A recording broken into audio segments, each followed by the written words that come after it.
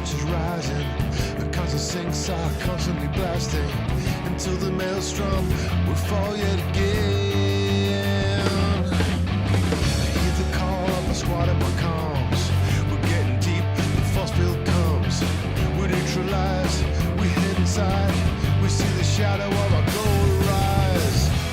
Maelstrom bomber, get in line. Top those vents now. Then it's time to head below where the damage is done. Once they feel that heat, yeah, we better run, yeah, we better run, yeah, we better run, yeah, we better run, yeah, we better run till the force field comes, yeah, we better run, yeah, we better run, yeah, we better run till the force field comes.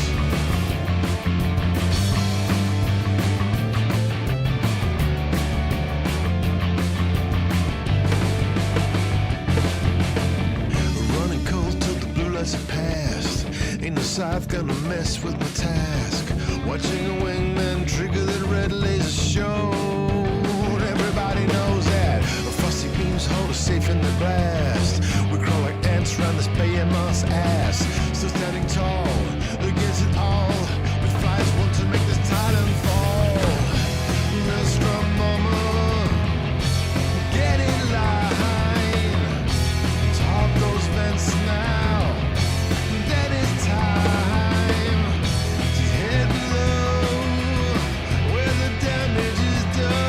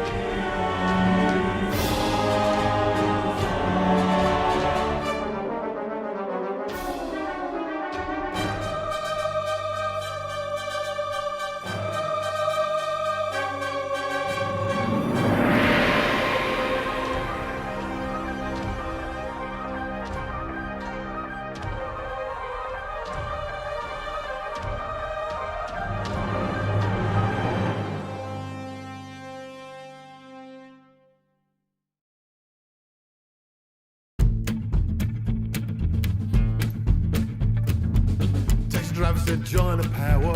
Why not? I got a spare hour. So I just opened up the tab. Took a look at what they offered me. This maths cross-reference everything. Or could it really be that bad? I got math, tab, all the ranks and nerds and thirds and what the hell's that? Looks like a cookie form. Terms and conditions porn. What have I signed myself up for? 'Cause I can't find the map that shows me where do I take these items to. I'm looking for some mega ships, but they keep on hiding from my view. I see you.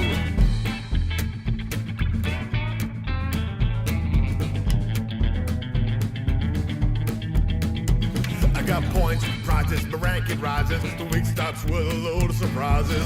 So I just head straight to Discord. Some guy has found a way to make 15 trillion minutes a day. I won't relog, I just get bored. I'm only here for the very best gear, prismatic shields and more I hear. So give me all the things, yeah, I will earn those wings. I don't need a hat or uniform. But I can't find the map that shows me where do I take these items to. I'm looking for some mega ships, but they keep on hiding from my view. It's true. Power play, don't take my eyes away. Give me something to say when I log in.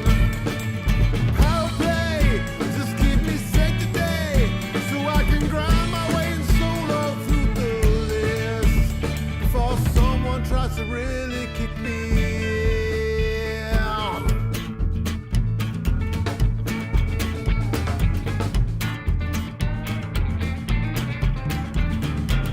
Heading into a hostile stronghold. Got a squad all armed, we might be owned. But we will give it all we got. We come to fight the good fight. Who cares if it takes all night? We don't have wives or lives, oh shucks.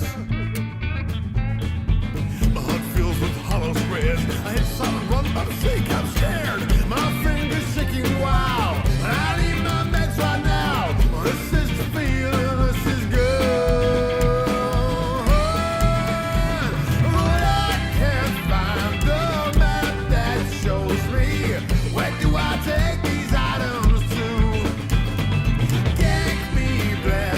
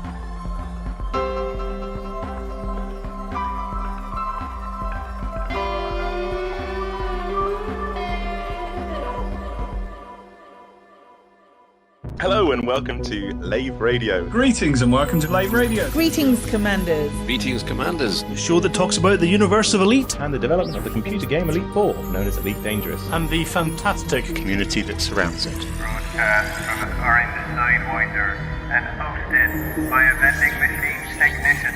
A place of nonsense and innuendo for forum dads. A self-contained podcast 2 hours long. Transmitting to every corner of the galaxy. It's even louder than me. The hottest show this side of Dizzo. The name of the place. Lave Radio. Lave Radio. Lave Radio. Lave Radio. Lave Radio.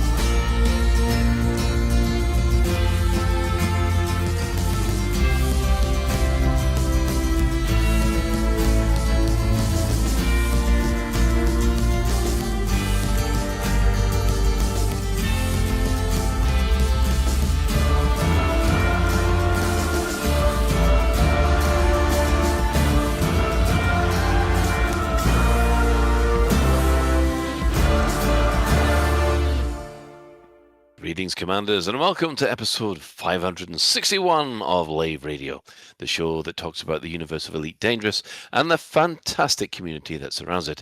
I'm your host, Commander Phoenix of Fire, otherwise known as Colin Ford, Chief Archivist of Lave Station, and joining me in the orange side behind the bar for this episode, we have our SRV Banksy, that'd be the legendary Alec Turner.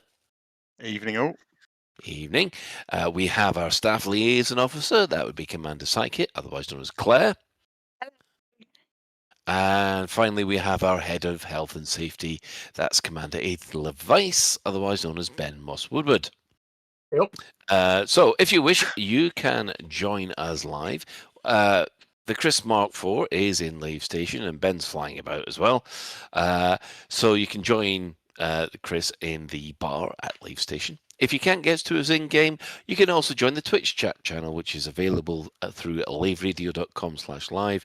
Click on the live chat, or you can go straight to Twitch TV/laveradio, or we're also broadcasting on YouTube. So, hello. So, let's have a quick chat with everybody around the table today. So we'll start with Psychic. How's your week been? Ooh, what has my week been? It's been all right. I haven't done an awful lot. I've done like bits and pieces of creative and stuff like that. I'm recovered from the absolute tit of myself I made last week, as far as like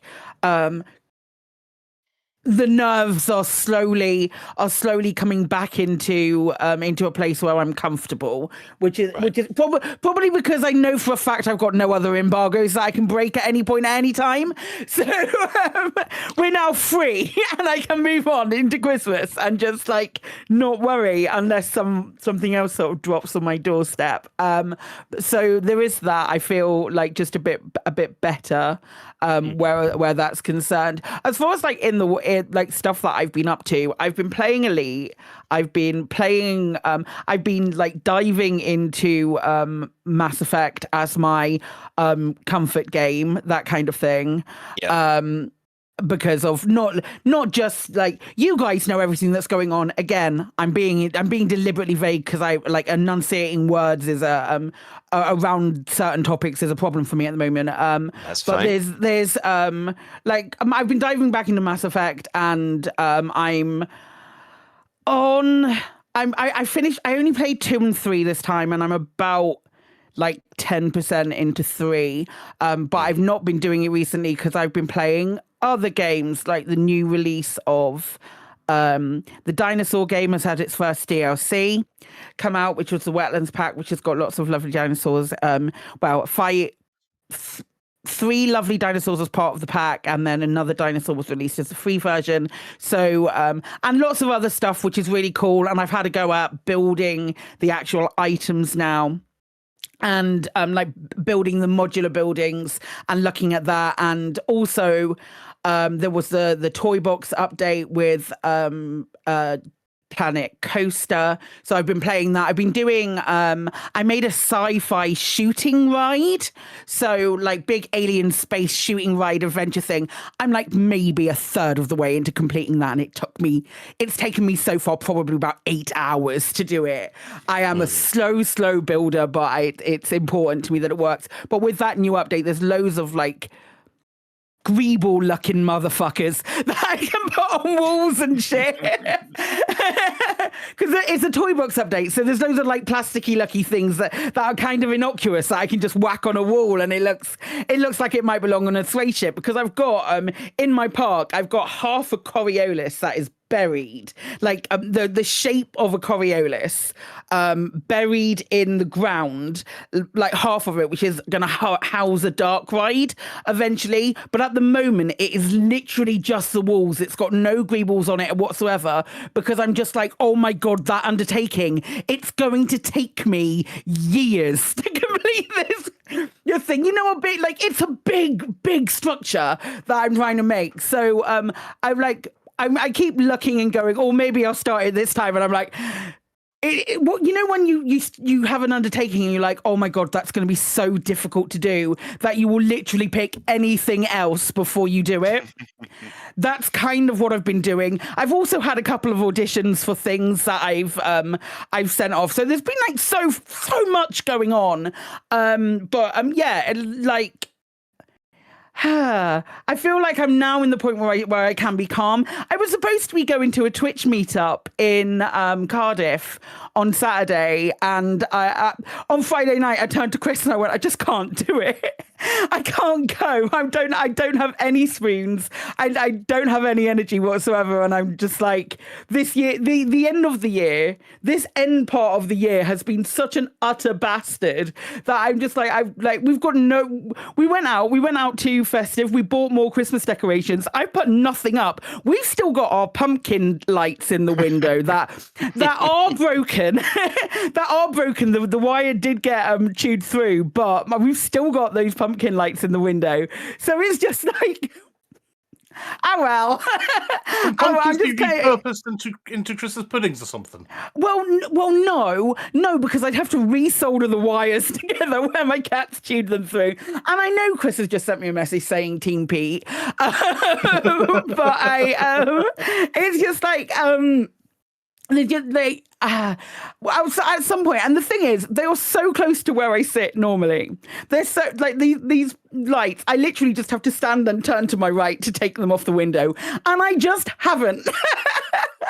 And I think if there is ever sort of like a representation of my mental health coming to the end of 2025, it's the fact that those pumpkin lights that don't work, that got bit through 4 days before Halloween, still are hanging in the window and haven't been taken down. But aside from that, you know what? I can't complain that much. I'm still here. You know, I'm one of my family that made it to the end of this year. So what can I say? It's a funny time. And let's just get this. Let's get these last 2 shows done. Get the year over with. Job done. Move on to someone else who's happier. Okay, then we'll try. Are you happy, Alec? Yeah, I'm happy enough. Yeah, Christmas has definitely started. We've got mince pies. We have embarked on our annual traditional Christmas moan about everyone else in the street trying to outdo each other with ridiculous Christmas lights. We had our first family gathering at the weekend, so yeah, it's off. I've got my office party on Friday, so let the carnage begin. What else have I been We doing? look forward to receiving drunken messages from you, Alec. Yeah, you won't. I'll be recovered by Tuesday. Oh, I might. I suppose no, I might on the Friday night on your way back. No, I guarantee it. Definitely. I'm no worried. Did I actually send any drunken messages? No, you didn't, mate. You didn't. I don't think so. Oh God, where else did I send them then? Yeah, if not twice. Yeah, you know you sent them, but now you don't know where they've gone. I have been conned by Netflix into watching, not conned in that it's not good, conned into watching something that I thought was new, and I've just Googled and it turns out it's quite old. I've been watching Future Man, which is fucking brilliant. Future Man's amazing. Oh my god, it's wild. It's so it wild. really is. Yeah. All the stuff about Cameronian just had me in stitches, and James Cameron's house was incredible. It's so funny. Yeah, it's really good. I highly recommend Future Man if people haven't seen it. And then back in game, I have resurrected SRV Banksy. SRV Banksy is back doing doodles in the snow. I've done another of my little animations, drawing stuff with the SRV, which was fun. It turns out it's been 3 years since I did my last one, so it was good fun doing it. I had to remind myself how to do it. The only thing that's slightly annoying is I picked a lovely white snowy planet to do it. And what I hadn't realised until afterwards is that by the time I managed to get a clean run, blue, that was not my first and only run. It took me a few, not many, but it took me a few to get it right. I hadn't realised, but the sun had set, so it looks quite gloomy. But honestly, it was lovely snowy white when I started. Well, there you go. That's sunsets for you. What else? I've been doing a bit of the exobiology CG. So I went and scanned 12 plants in the vicinity of HIP 8761, which I think's put me in the top 25% or something. I was going to say I've done like 8 and I was in the top 50. So yeah, I've done 2 and I'm in the top 75. Yeah, you don't have to do very much. I went back. Yeah, for that I don't think. You see, this isn't exploration. Normally has a jump at the end because people come back with loads of exploration data. But I think people would be stupid to do that with exobiology because one explosion and it's all gone. I don't know. I suspect people aren't hoarding all their exobiology until the end. That would seem like a mad thing to do. Which you'll see. No I comment. Guess. Okay, I see. How much does Colin have? Yeah. Big fat 0. Oh, I haven't even signed up for that one. Oh, here's a quick tip, by the way. Unless they fix this, Frontier did chip in on the forums and say they might try and fix this. But earlier on in the week, if you signed up to the exobiology CG, you couldn't then sign up to the Enclave CG. Oh, you had to do them the other way around. So guess what? I mean, I figured this out immediately. You can only sign up to one side of the Enclave CG. Yes. My guess is that the way they implemented that is you can only sign up to one CG. Yeah, that makes sense. And rather ballsed it up because then people who'd signed up to the CG couldn't. It's quite funny. Anyway, I think they might have fixed it. So yeah, I did that. What did I do? I went back to Shindes to start building my Caspian. Do you know what? I got bored and I've abandoned it. What, building it? Of it. I don't love it. I don't know why. I'm so sorry. I'm not loving it. I don't love it. Yeah. Something about its looks. I just can't get my head around its little diddy looks. It's not right. It's not I find its looks really dull. I'm sorry there. I've said it live on air. It's not doing it for me anyway. So I abandoned it. I went to the Enclave and did a whole load of combat in CZs, which I really enjoyed. Maybe we'll come on to this later. I've got a question, but I'll save it for later. No problem. And the last thing is I've been chrome plating all my ships because yes. Because damn you Frontier, and then just as I'd finished buying a whole load of chrome paint jobs, Burr then released a video that made me go and buy some more. So yeah, I've chrome plated 5 ships. Oh, there goes all your just about money then. Yeah. Okay, Ben. Oh, sorry, I didn't realise you hadn't finished. You going, Alec? No, I'm done. Ah, right, okay. Are you done then, now? Ben. Yes. What have I been up to? I went to see Zootopoulos with the kids, and that was a film, and the kids enjoyed it. We did go to Frankie and Benny's, and they're in their Christmas menu. I have a recommendation if anyone's going to Frankie and Benny's. Never They again. have a Sharer Christmas festive wreath thing or whatever it is, which is basically a garlic pizza bread with cheese, with stuffing, pigs in blankets, and a shit ton of cheese sauce in the middle, and it is incredibly Moorish. And the kids absolutely inhaled it, and then had no room for the main meals. Like, even my 12-year-old, who can demolish like pizzas by the bucket load, couldn't actually finish his normal pizza. Although I then did get conned by my daughter after we'd finished watching the film. By, Daddy, you know how you said you could have ice cream before the film, but we were all too full? Well, can we get some ice cream now, please? And That feels like a fair swap. Me being very foolish, instead of saying, well, actually, we're going home now, said, yeah, okay. I'm an idiot. Yeah. Played you like a fiddle, mate, they did. Yeah, promised treats don't go away. They just get added to the never. Yeah, well, then... You still owe me that ice cream that you said we could have last Tuesday. Yeah, but because we didn't have it last Tuesday, it's now 2 ice Lewis creams. still owes me an ice cream. Yeah. Ed Lewis still owes me that ice cream, damn it.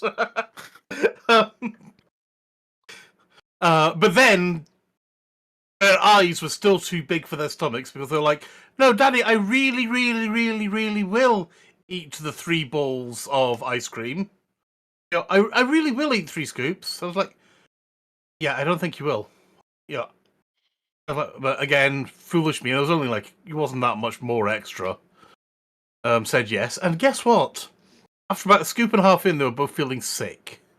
Which kind of serves them right, really. Yeah, but it's the back of your car you need to worry about. Well, thankfully we were on a bus, so that wasn't a problem. You've got to make them eat it, otherwise they won't learn. What I actually did was our Cineworld's got a nice little bar area, so we basically went off and spent half an hour up in the bar area eating ice cream. So that was actually, it was quite civilized and pleasant, actually. But yeah, that was that. Game wise, the only thing I've actually been playing really, I've been doing some of the CG and stuff like that for.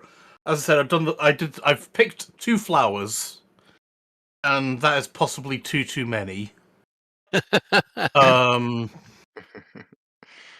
done absolute bollocks all to help my power this week. I am doing some of the defensive stuff. I think just now, maybe kind of, sort of. I'm not sure actually. But I've been playing. Last night was my only night to play video games, and I played update 19, I think it is, of The Last Starship, which is the game that is just come out of alpha by Next the guys year. who did.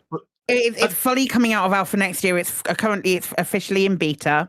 Is it it's out of alpha and it's now in beta. Yeah, it's still in early access. It's coming. Yeah. It's going into like next year. It's very good. It's a very good game. It's a very good game, and I started a new commander of that, and yeah, that game's come on leaps and bounds since I played it a couple of years, about 18 months ago or so, something like that. Yeah, so I've been enjoying that hugely. Lovely. And yeah, that's been about me really. Oh, I know something like it was my Christmas party today. Well, my work Christmas lunch today. Excellent. Yeah. On the subject of Christmas parties, I had mine last Thursday, mostly because nobody wanted to turn up on a Friday and then travel home on a Saturday, because they could all claim expenses for traveling home on a Friday, you see. But for those of you that aren't claiming expenses, it means that we all went out on a Thursday night instead of a Friday night. Ho hum. Did you not book the Friday off, Colin? I should have done. Rookie error, mate. I should have. If I had enough holiday, I would have done. That's a blonde question. How can you get away with claiming expenses returning from a Christmas party? I don't know. This is a financial company. All these people are financial experts. They'll work it out. Okay. Yeah, they're financial people. They're weasels. We get it. Well, I wouldn't say they were weasels. I'd just say they were very knowledgeable about their market conditions. Just in And how case to they're listening. make the best use of them. Yes. Yes. So Good yes, idea. I went to the Cube in Manchester, which is quite funny. But you know, the TV game, they've got few games like that, and so That sounds so cool. Oh, it is. It was absolutely hilarious, especially after the third Jack Daniels and Coke. Trying to do some of those Cube games was a challenge. So yeah, that was interesting. Apart from that, the illness has yet again hit the Ford household. Oh, good grief! I feel like I'm in isolation at the moment as everybody else is sick around me. And I for some reason I got addicted to watching the Apocryphy Diaries, which is an anime on Crunchyroll about this what you can only call as a young Sherlock Holmes character who gets dragged into the courtesan court of the Chinese emperor, and yeah, it's absolutely fantastic. I was not expecting it. Someone just said, "I'll just give that a couple of episodes and see if you like it." Next thing I know, it's at 3:00 in the morning. I'm going through season 2. So yeah, and I would recommend that if you are. If you're into something anime that you'd like to watch, video game wise, oh yeah, finished off Final Fantasy 16, which is full of Geordies. Is it actually? Yeah, there are 2 DLCs to it that I didn't play last time through, and they are both populated by Geordies. It's fantastic because you've got these, you've got all these regional accents in this in Final Fantasy 16. So there's an awful lot of Yorkshire and an awful lot of northern accents. Mm-hmm. And then we just did this DLC, and everyone's why? So, where's Wardrums? That kind of thing. It was brilliant.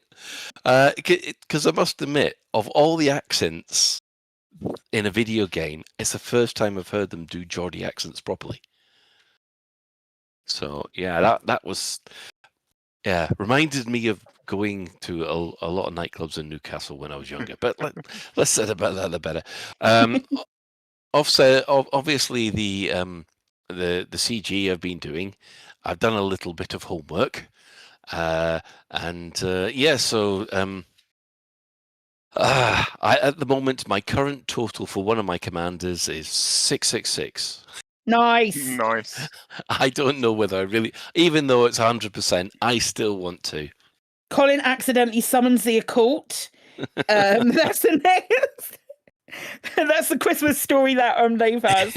And I did find out that actually, you don't have to do the when you sign up for a power, you've normally got to do these missions to start going up in rank.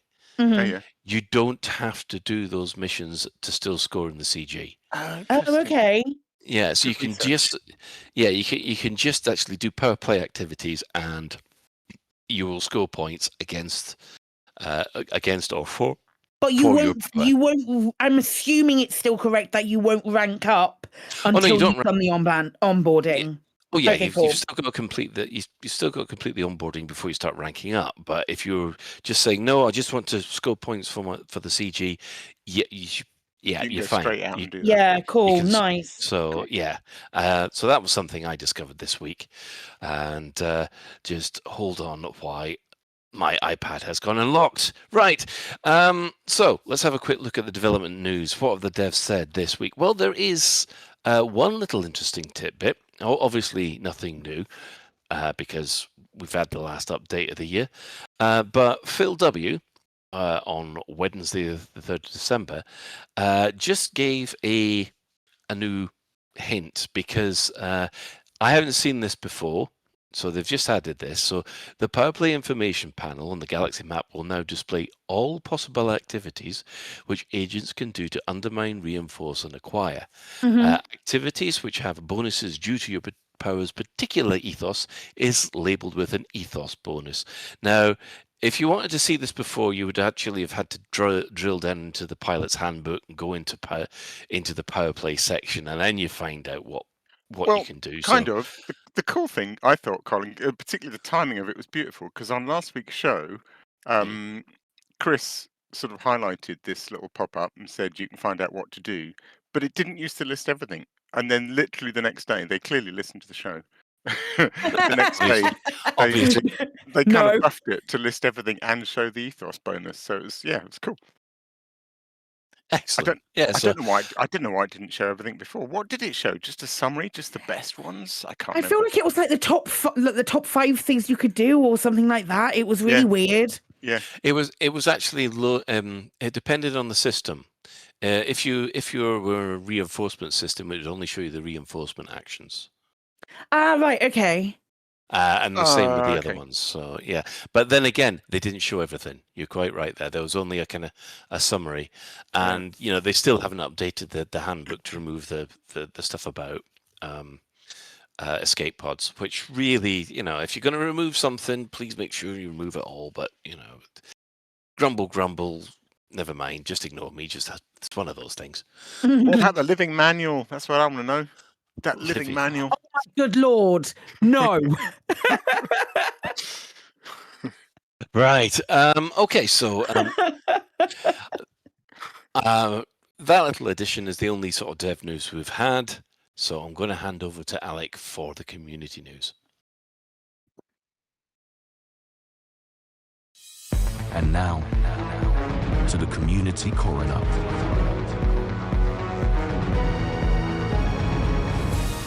It's a dev game, innit, mate? Got flipping loads this week. Last couple of weeks, sort of been picking the odd thing, and then there's just loads coming. First up, I mentioned last week's show, maybe the week before, about the Distant Worlds 3. They were picking a surface location for the Distant Worlds 3, the actual launch in January, where everyone was going to take off from. So they did a competition for people to pick sort of scout launch sites in the system. In the end, they picked one. It's very nice. It's got a really nice view, and it's got a very large flat area where loads and loads of ships can all land and sort of congregate before the launch. So yeah, it looks cool. So then the next part of the project was to build one of the big tier 3 circular surface ports on it. It was, from what I sort of gleaned, extremely well coordinated. And they built the entire thing in 1 hour and 6 minutes, which is flipping impressive.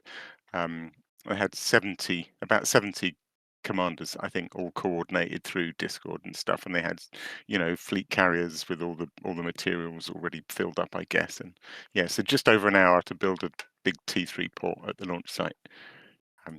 So super cool. Next up is the thing I just spotted today, actually, which caught my eye. It's a thing called Project Galtia. I think I'm pronouncing that right. There's a link to a forum thread, and it's got its own website.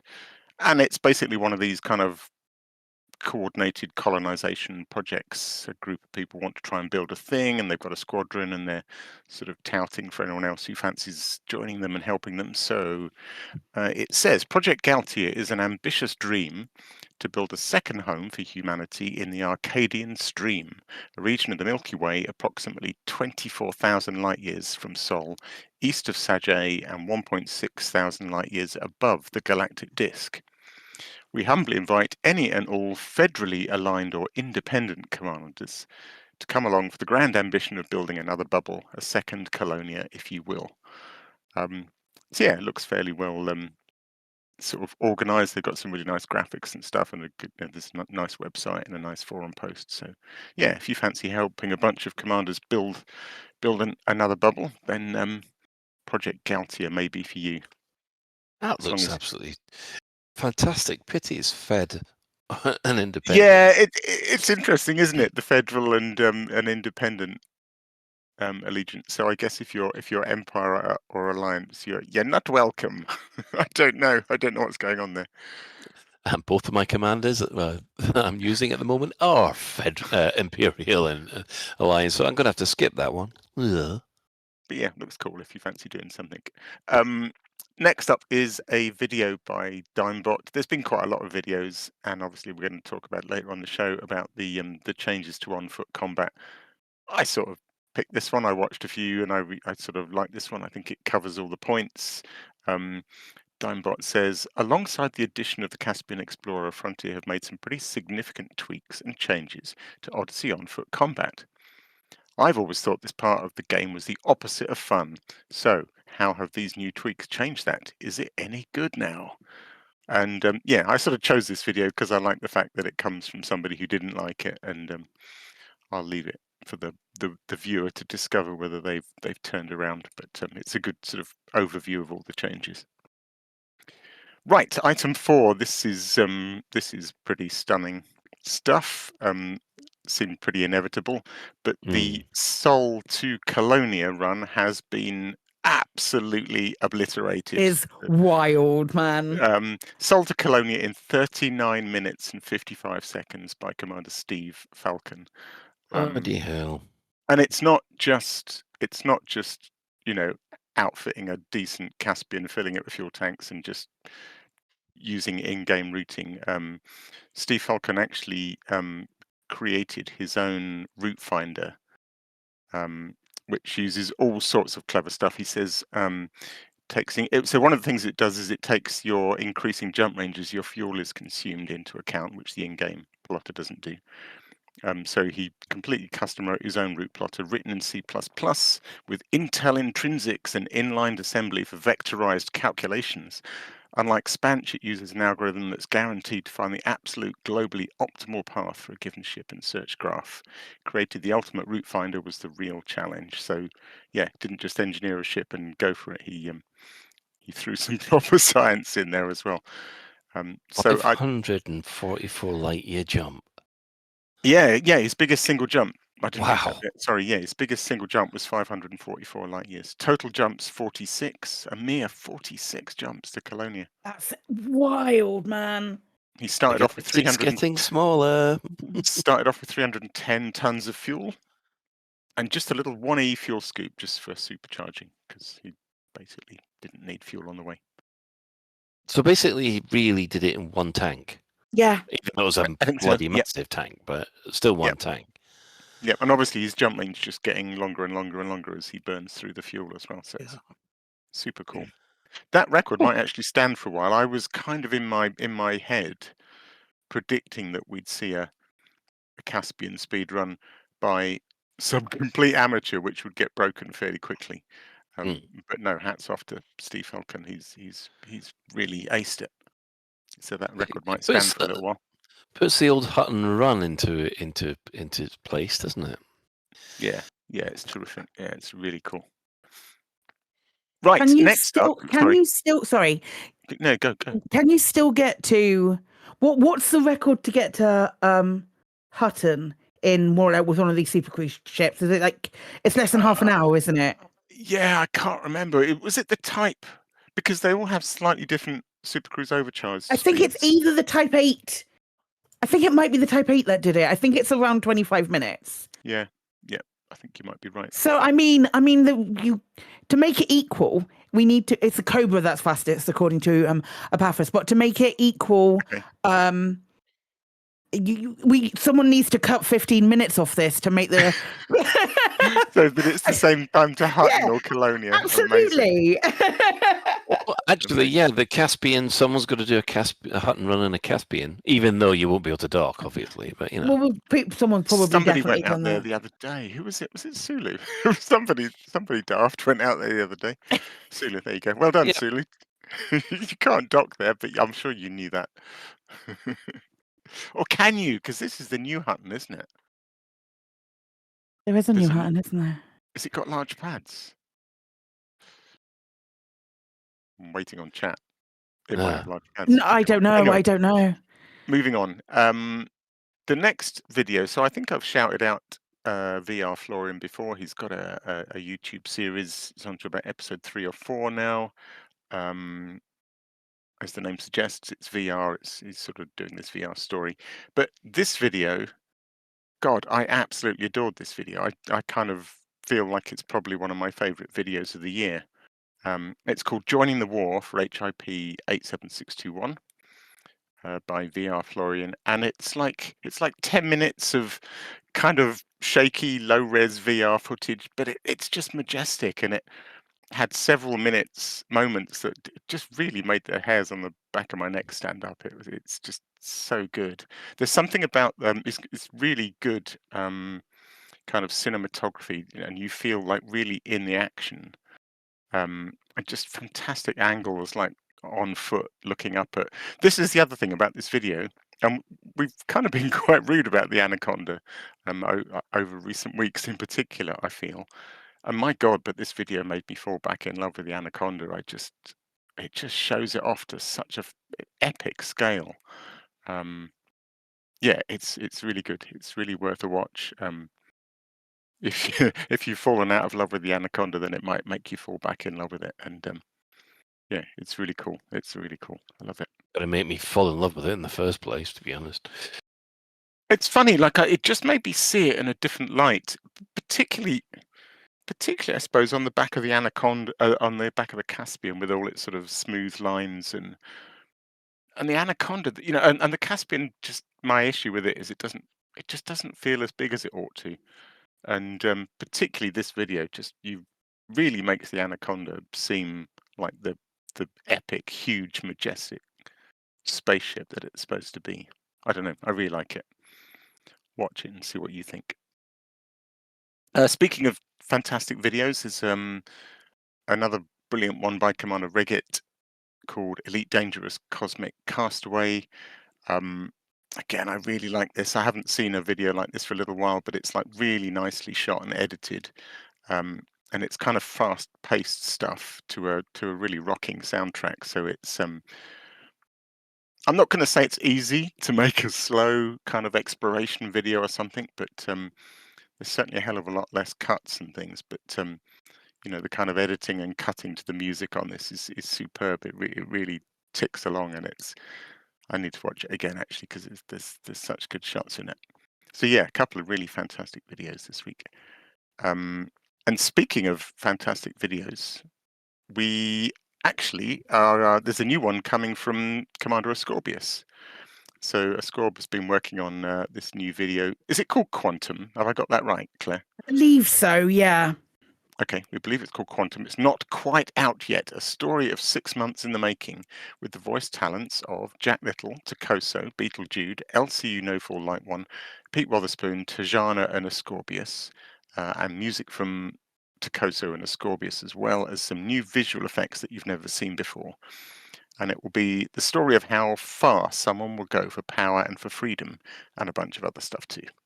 Bring popcorn and a drink. And that is going to premiere this Friday at 8 p.m. on the Ascorbius YouTube channel, which will include the links. Scorp says, tell everyone, YouTube certainly won't, as I can't put out enough content fast enough to satisfy those taskmasters. I know Scorp has this problem. He puts so much effort into these videos and they take so long to make. And as a consequence, he puts out like one video every 4 months, and YouTube treats him like he's nobody, which is a shame. His work is terrific. So yeah, watch out for that on Friday. That'll be really good. And that is this week's community news. Yeah, not quite this month for this week's community news, because there were a couple of other little things. I meant to add this to your thing, Alec. I'm really sorry. Also coming out this week is keep an eye out for that pesky LCU. Speaking of him, there is a video that LCU is dropping next week. We'll put a link to both of these. I will update the show notes when the videos go out, as well as just putting links to their channels in the show notes before the videos go out. So go subscribe to both of those people, because they're excellent and wonderful. And I've seen the video that LCU is putting out, and he's put so much effort into it, and I'm really proud of him. It's Go check it out. It genuinely made me laugh out loud. So if that's something that you're down with, go and check out both of those people. On more sad news, we have to mention one of our commanders, who, friend of the show, friend of a bunch of different. If you've hung around any content creators, you might have seen the name Fried Slice knocking around here and there. Absolute delight of a bloke. Wonderful, wonderful person. Unfortunately, in October, passed away, and we just wanted to say from our end, like, lots of love to anybody who was affected.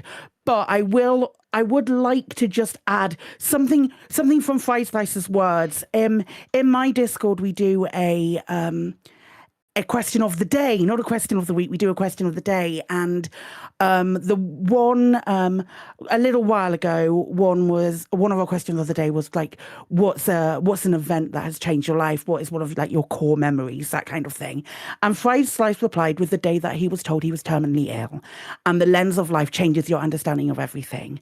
And when I told him I was sorry to hear it, he said, and I quote, "It's all part of life. But if you're honest with yourself, it wipes away the pettiness that most people express in their lives. Be nice, be happy, live life no matter what. 07 Fried Slice, you'll be sorely missed." That's your community news. Nice. Right, so if you have a community event which is taking place soon and would like us to shout about it across the airways, tweet the crew at Lave Radio or Blue Sky as even, or email info@laveradio.com, or leave a message on Spotify. Anyway, the in-game events. What has been happening this week? Well, there's not been much. All the power play war has continued, and I'm afraid to say it does look like the Imperials are running away with it. Yeah, but these things can turn around, as has been shown in some of the systems, because now that the reinforcement points are being counted, the number of points has gone through the absolute roof, and people are looking after their systems again. So am I right to understand? Because like from our conversations that we had last week, it looked like there was not going to be anything for anyone to do this week. The way it looked this time last week, but now there's some people like right up to fortification and those kind of things. Yep, we've got strongholds and fortification. We've got all those all the way up to the top. I think what's happened is that everyone's suddenly realised we're going to lose all our systems. And especially the systems that have got the mega ships in them, which are basically the home system for that power. People have been reinforcing like crazy. I mean, just for Arissa herself, 4 million points in a week. So that is a phenomenal amount of effort. And poor Archer, he's had over 3 million points against him. Not that I've been involved in that one in any way whatsoever, but. Did you guys? Sorry, did you guys see the? There was a pop-up that came in going, if you don't support, you won't have access to a special item. Oh yeah, the wording was a bit clunky. I don't like it. No, but I know. Effectively, if you'd lost all your, I got a sneaking suspicion that if you manage to get past stage 1 of the CG, you will get your item. However, if you lose all your systems, you won't get the item. So that means if you're a Mahan and Mahan loses all his systems, whatever they were going to give the Alliance, the Mahan players don't get. That's the impression I got from it. We should have had Ian Doncaster on this week. There's aspects of this, like I've got the general gist of it, and I've done power play, so I sort of know what some of the things you can go and do. But I feel like there's a bigger a bigger picture in this that I just haven't got a handle on, like the big dynamic of what's actually happening and who's winning, and I just find it quite hard to keep up with what the hell's going on. Actually, I don't know if anyone else. Officially at the moment, the Imperial CG is winning out of the four of them. Yeah, well, obviously it would do. Yeah, but, you can compare the CGs, I suppose, but it's more like what's actually going on. My concern, reading what it, and... yeah. Reading what it said, well, it was like failure to hold these positions will prevent our future supply of a custom-built, pre-engineered power play module. Right. So this is like going to be something that isn't one of just like the normal lots that you get. So if you were to lose, say, I'm going to pick a Nick Torval. Let's say Torval, you can, because you can no longer drip feed one ton of items to them. They're going to lose all of their systems around the Enclave, and because of that, anyone who's pledged to Torval wouldn't get this custom-built, pre-engineered power play module because they've got a badge on their lapel which says, "Hey, Torval's really cool," that kind of thing. This is just my interpretation. I don't know whether this is the case at all. But so that's why people might have like gone more into it. But say it was the other way around, and it was now we're on Thursday, and it just was. Fuck it, I'm gonna say it. It's just ashlings. It's just a bunch of feet pics all around the Enclave. A bunch of feet pics and people all around the Enclave, and that means if you're only a supporter of Ashling, you would. The implication of this is that you would only have. You would be the only people who have access to this custom-built, pre-engineered power play module. And then, like, this is just from the implication, but then the question arises, well, if Ashling supporters are the only ones who are going to get this, surely anybody setting into power play who's like, oh, what should I do? Who should I sign in with? Oh, we should sign up to the one person who gets more. I just don't, again... I think it's a good idea. The only thing I'd add to that is making here. Okay, I'm sorry. Go on. No, it's all right. Go on, Con. You're probably going to say the same anyway. The mistake is that we're all lumped into the different powers. So you've got independence. You've got yeah. Now, what I think is happening is that we'll still get the rewards depending you've passed rank 1 in your CG. You'll get the reward this time. However, if your power has been wiped out during this process, which, let's be honest, no, Ashling is not running away with it just yet. She's got a lot of players on her side, but she's not running away with it just yet. Then, if you've lost your home system, then the chances are you will not get anything going forward unless Frontier activate God mode. And that's my point. That's my point. That's my point about like something which is interesting in practice but executed poorly. Because if for example there's another CG that is around this Enclave, which this seems to imply that there is going to be. If there's another CG, why would you not, as someone who isn't able to sustain and loses all of my systems, why would you not? Where is the incentive to stay with with someone who's lost? I know it's all hypothetical. I have a theory which ties in to what I was going to say as well, which turns out wasn't what Colin was going to say. Sorry about that, Alec. No, sorry. So way back when this all started, there was something else from either in Galnet or from Frontier, the wording of which made me think that everyone would get the thing, which I assume is the pharmaceutical thing that's coming from the plant structure, PA761. Everyone would get the thing, but the power that won this would get it first. Sure, I got that from somewhere. And what always was in my mind at the time was, how you progress through the power play ranks, and every power has all the special modules, so you can get a Concorde cannon from any power, but you get them in a different order. So what I'm wondering is whether what they will do is add this new thing into the ranking somehow. I don't know quite how you inject it into a pre-existing list. Like you're gonna have to shuffle everything down or replace one of them with something else. I don't know how they're going to do that. But you stick it in. So suppose you stick it in so that people at rank 5 for Ashling get it first, so they'll be the first. And then I don't know, if you're with Denton, you get it when you hit rank 10, and if you're with Pranav, you get it when you're at rank 15.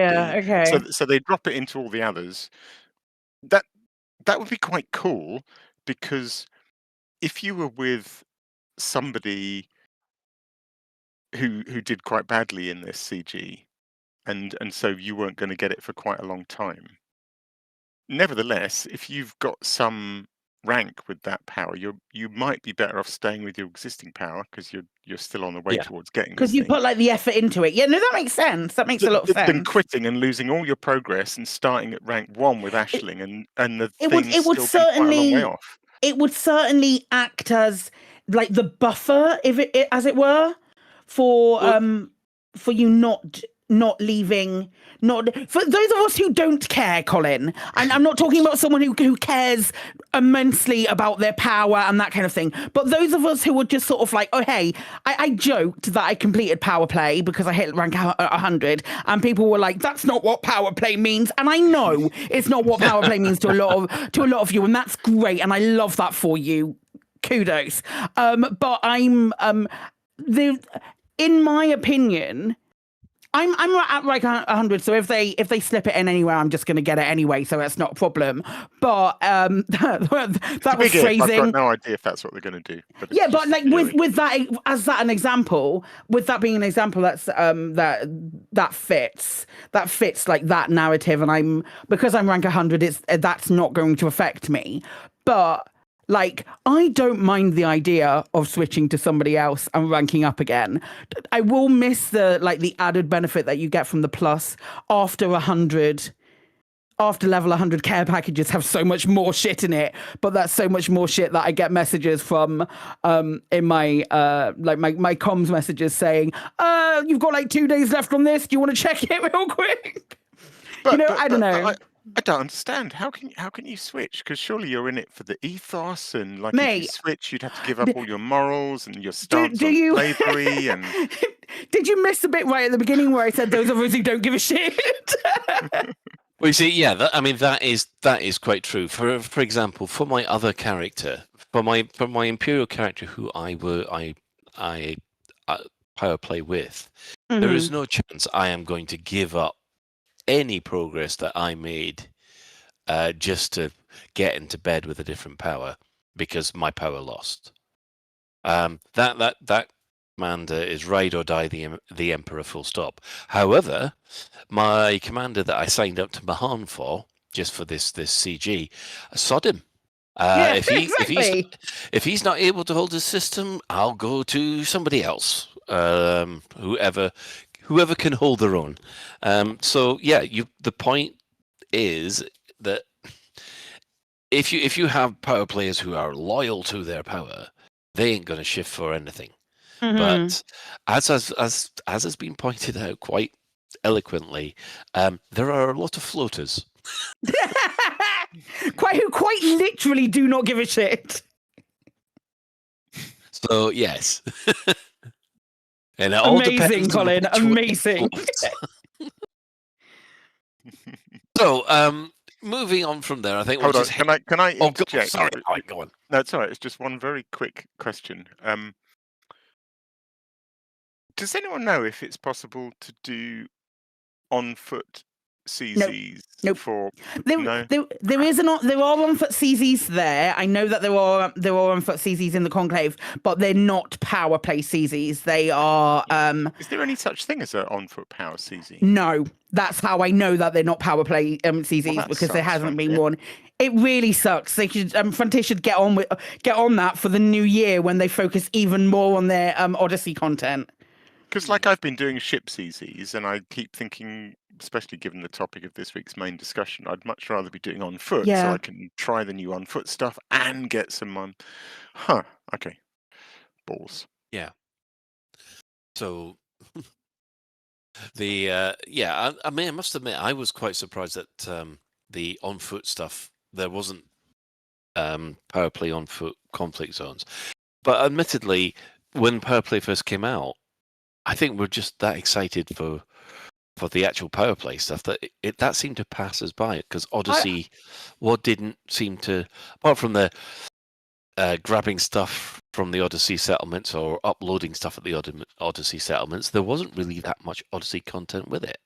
Yeah, I mean, the uploading and downloading and that shit, but I'd much rather I think I remember we had a discussion really early on when Power Play came in, going, well, I remember saying, oh, if they do Power Play CCs and there's on foot stuff, then I'd be all over that. And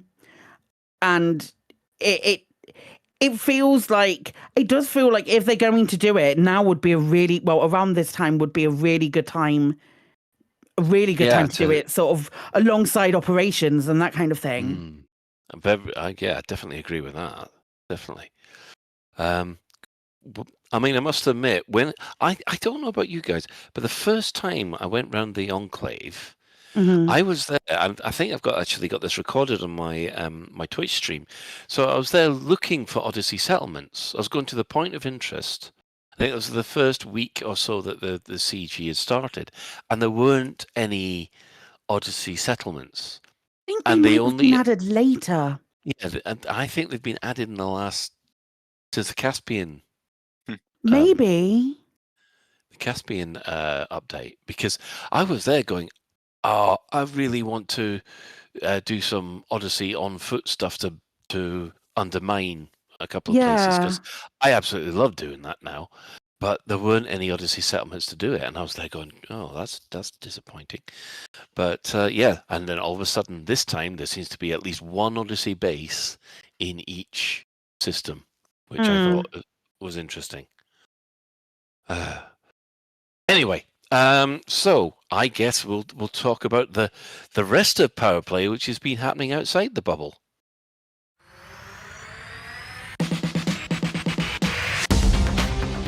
Still staying in 12th, we have Petraeus having lost a system, so he's down to 661. In 11th, Torval has also lost 14 systems, so she falls to 732. Delaney as well in 10th place has lost a system. He's down to 747. In 9th, Winters has actually gained 9 systems, bringing her total up to 894.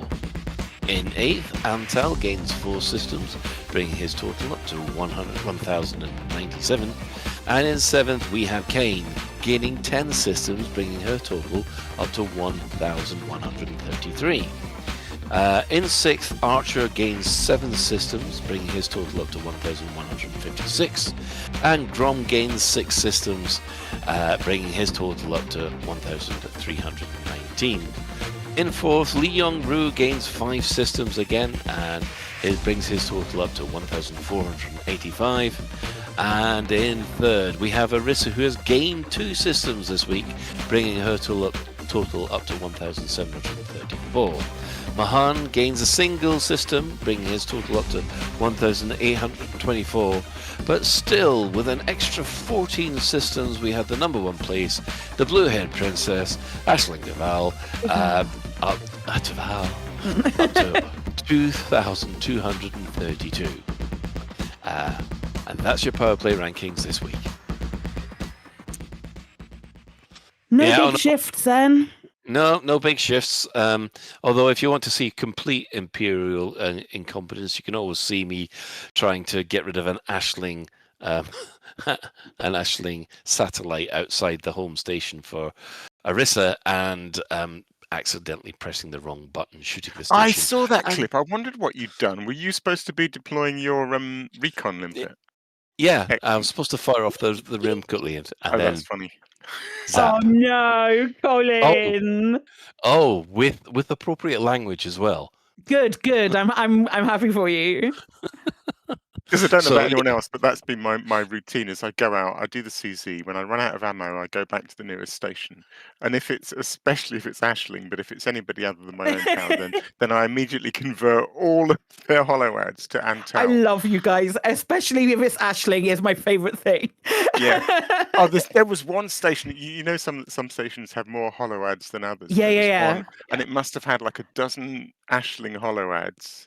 It was a really big station. And even better, there was about 3 Ashling supporting players inside the station. And I converted them all to Antal Yellow before any of them came to see what was going on, and then legged it, which I thought was really funny.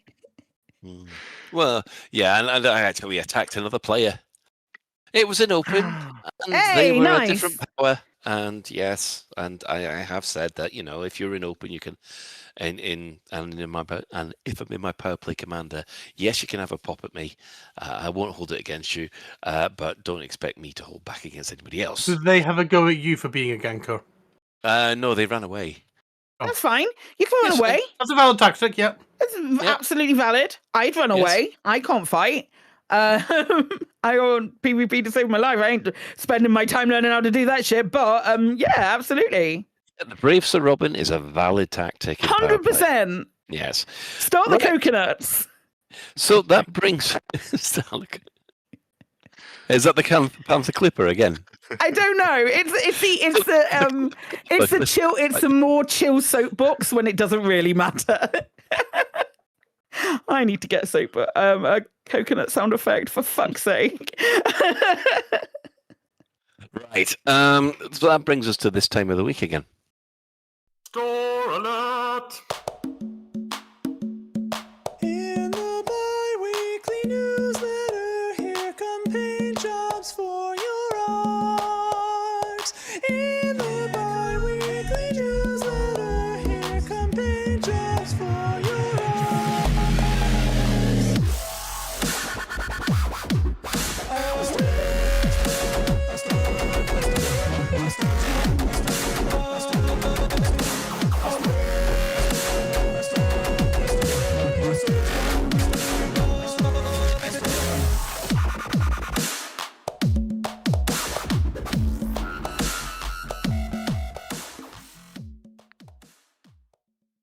Oh, look at those new Caspian skins. Oh.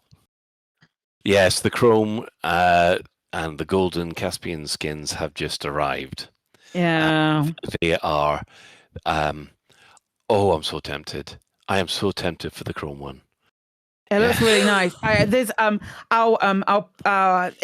not. I'll pop it somewhere, but there is a commander Commander Ellen Jameson, who posted in my Discord a picture of the chrome plate of the Caspian reflecting of like a red sun, and it looks like magenta. It's so beautiful.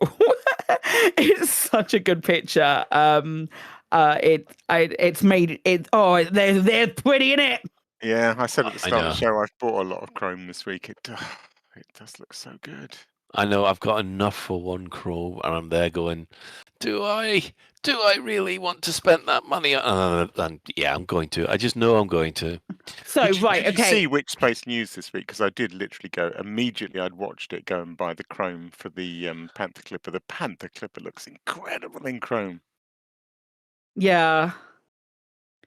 It really does. It really does. I will say, like every other chrome paint, with the exception of I think the last 4, the ships this year, every, maybe even more than that, but almost every chrome ship is discounted, including like the Cobra Mark 5 and things like that. All of that is discounted in the store. So if you're super patient, you could wait until next year. I'm just saying, you could wait until next year if you're super patient. I mean, why put up an adder? Oh, that's a waste of a chrome. Oh, God. I was actually enjoying tonight's show. Now a little bit of sick just came out. Oh, I have to admit, I've been, when I saw these, I was so tempted. I was like, do I have buyer's remorse? I was like, no. Because I got the shiny black one. Right. Yeah, you were And- well happy with that because it went with the hologram, didn't it? Yeah, I was like, oh, do I want the Chrome or the Caspian? I was like, but then I know from some of the other Chromes, in a lot of light, they just look black. Yeah. Yeah, I know what you that's the mean. danger, of course. And you know how you were saying you got the glossy black under a red sun as well. That goes very nicely red, but just a hint darker. I was like, I've stuck with just the glossy black. I can't remember what it's called, but I'm stuck with it. But they're so tempting. Has anyone? And I do love Sorry. my gold anaconda. That's the shiny one as well, isn't it? Yeah. Has anyone bought the chromed for anything? Because I can't help feeling that would. Is that look the really matte nice. one? Yeah, It's like the brushed steel, isn't it? Yeah. Yeah, I can't help feeling that on the Mandalay would look really good. Oh, that would look really nice on the Mandalay. My Mandalay's pink or green, depending on the season, I guess. I might have to buy chromed for the Mandalay, actually. Speaking of seasoned, the seasonal paint jobs are still going out on a Monday, Wednesday, and Friday, but it looks like the page is still there, and that page is constantly updating with the new skins each time, so you don't have to worry about necessarily having to log on to miss. Like if you're going to miss a day or something like that. Say, for example, you're a commander who's in the Caribbean for a week. Can't think who that might be. But say you're one of those commanders and you don't want to miss out. You don't have to. It doesn't look like you have to log in every day, which is kind of nice. And you can just sort of like collect them all at the end, providing you collect them before the website goes entirely. That's what it looks like at the moment.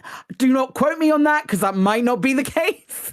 Yeah, I was going to say there's always the possibility that Frontier will spot they've made a mistake. Yeah, because otherwise it's a bit wild. They published this calendar, but you don't. All you need is the last day. Mm-hmm. So I don't know. I wouldn't be surprised if they started. I mean, I get why you wouldn't. Why you would leave them up just for ease of for to be a little bit more helpful. Who knows? We change their habits all the way and be incredibly helpful and give people extra days to do it. I get why they might do that. Other companies do sort of that with their Christmas stuff. It's still fun. It's like an advent calendar, isn't it? It's still fun. I still check every day, and I'm not going to wait till the end. So yeah. No, you don't have to. But if you are away or you're panicking about it, it doesn't look at the moment like you have to worry. Is what I'm trying to say. At the moment, specifically. Yes, don't mention it because otherwise they might take it away. Oh, they will leave the store on the 8th of January. It says so on the top of the page. Thanks, Epaphras. I was trying to find the page, and I know I have it pinned in my Discord somewhere. Yeah, that's yeah. Cool. So there's us doing the obvious. Again. Yeah, here we go. Season's greetings, commanders. With the holiday season nearly upon us, we wanted to celebrate this special time of year with you. Free cosmetic items will be periodically added to this page up until the 22nd of December. So make sure redeem them. Get a Frontier, for God's sake, get a proofreader. Make sure redeem them. These items will leave the store on the 8th of January 2026. So you can log in when you go back to work. Cool. I don't know. Yes, I would recommend that. I like the mix so far. It's good, isn't it? Some green and some weapons and some ships. It's good. And orange SRV. Okay, let's leave this orange SRV. It's a bold choice, but no. It's well festive, Colin. It's as festive as when the Halloween skins for the Panther Clipper came out in the middle of November. It's just that festive. Hey, don't knock it. There's always a chocolate orange. You always get chocolate orange at Christmas, so you know. I mean, if there's chocolate inside the SRV, someone needs to tell me. Right, we're going to take a ad break, and then we'll come back with some shooty talk. It's Christmas, Christmas, Christmas at Etienne Dawn's Unspecified Meat Emporium. It's not just the temperatures that are low this winter, but also our prices. Our I Can't Believe It's Not Turkey roast, now with less teeth, is 50% off. Serve up a treat with our caustic sizzling self-cooking sausage platter, 2 for the price of 1. Why not order our Meat Lovers Nut Roast? Double the gristle for a quarter of the price. It's not Christmas without stuffing. Our special chest cavity nut stuffing is now available. Etienne Dawn's Unspecified Meat Emporium. Serve up a family as a feast this Christmas. Seriously, what the is wrong with you people? Stick to the script, Claire. Etienne Dawn's Unspecified Meat Emporium. Find us in the Lave Business Directory or visit us next to the station mortuary. Etienne Dawn's Unspecified Meat Emporium. You'll wonder how our prices are so low.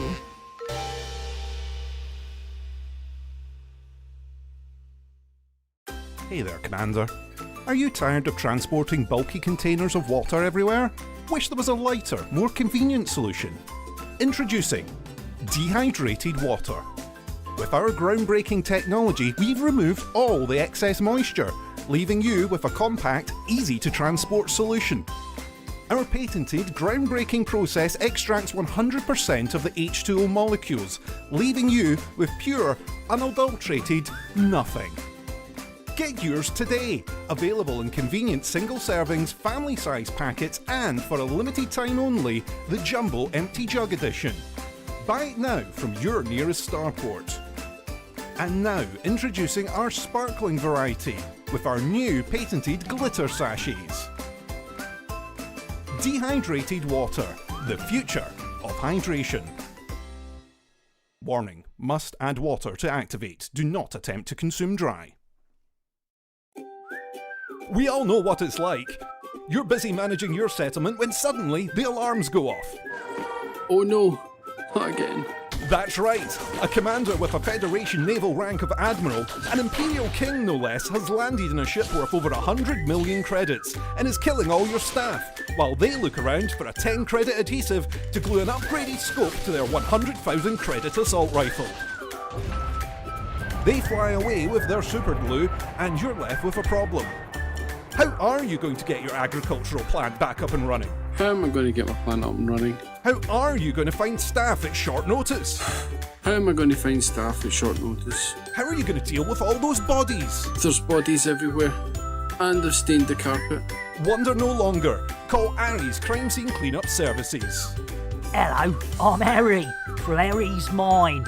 After a sudden increase in robberies and murders by commanders since 3307, I've gained valuable expertise in cleaning up bodies, recruiting new staff and restocking stationary lockers.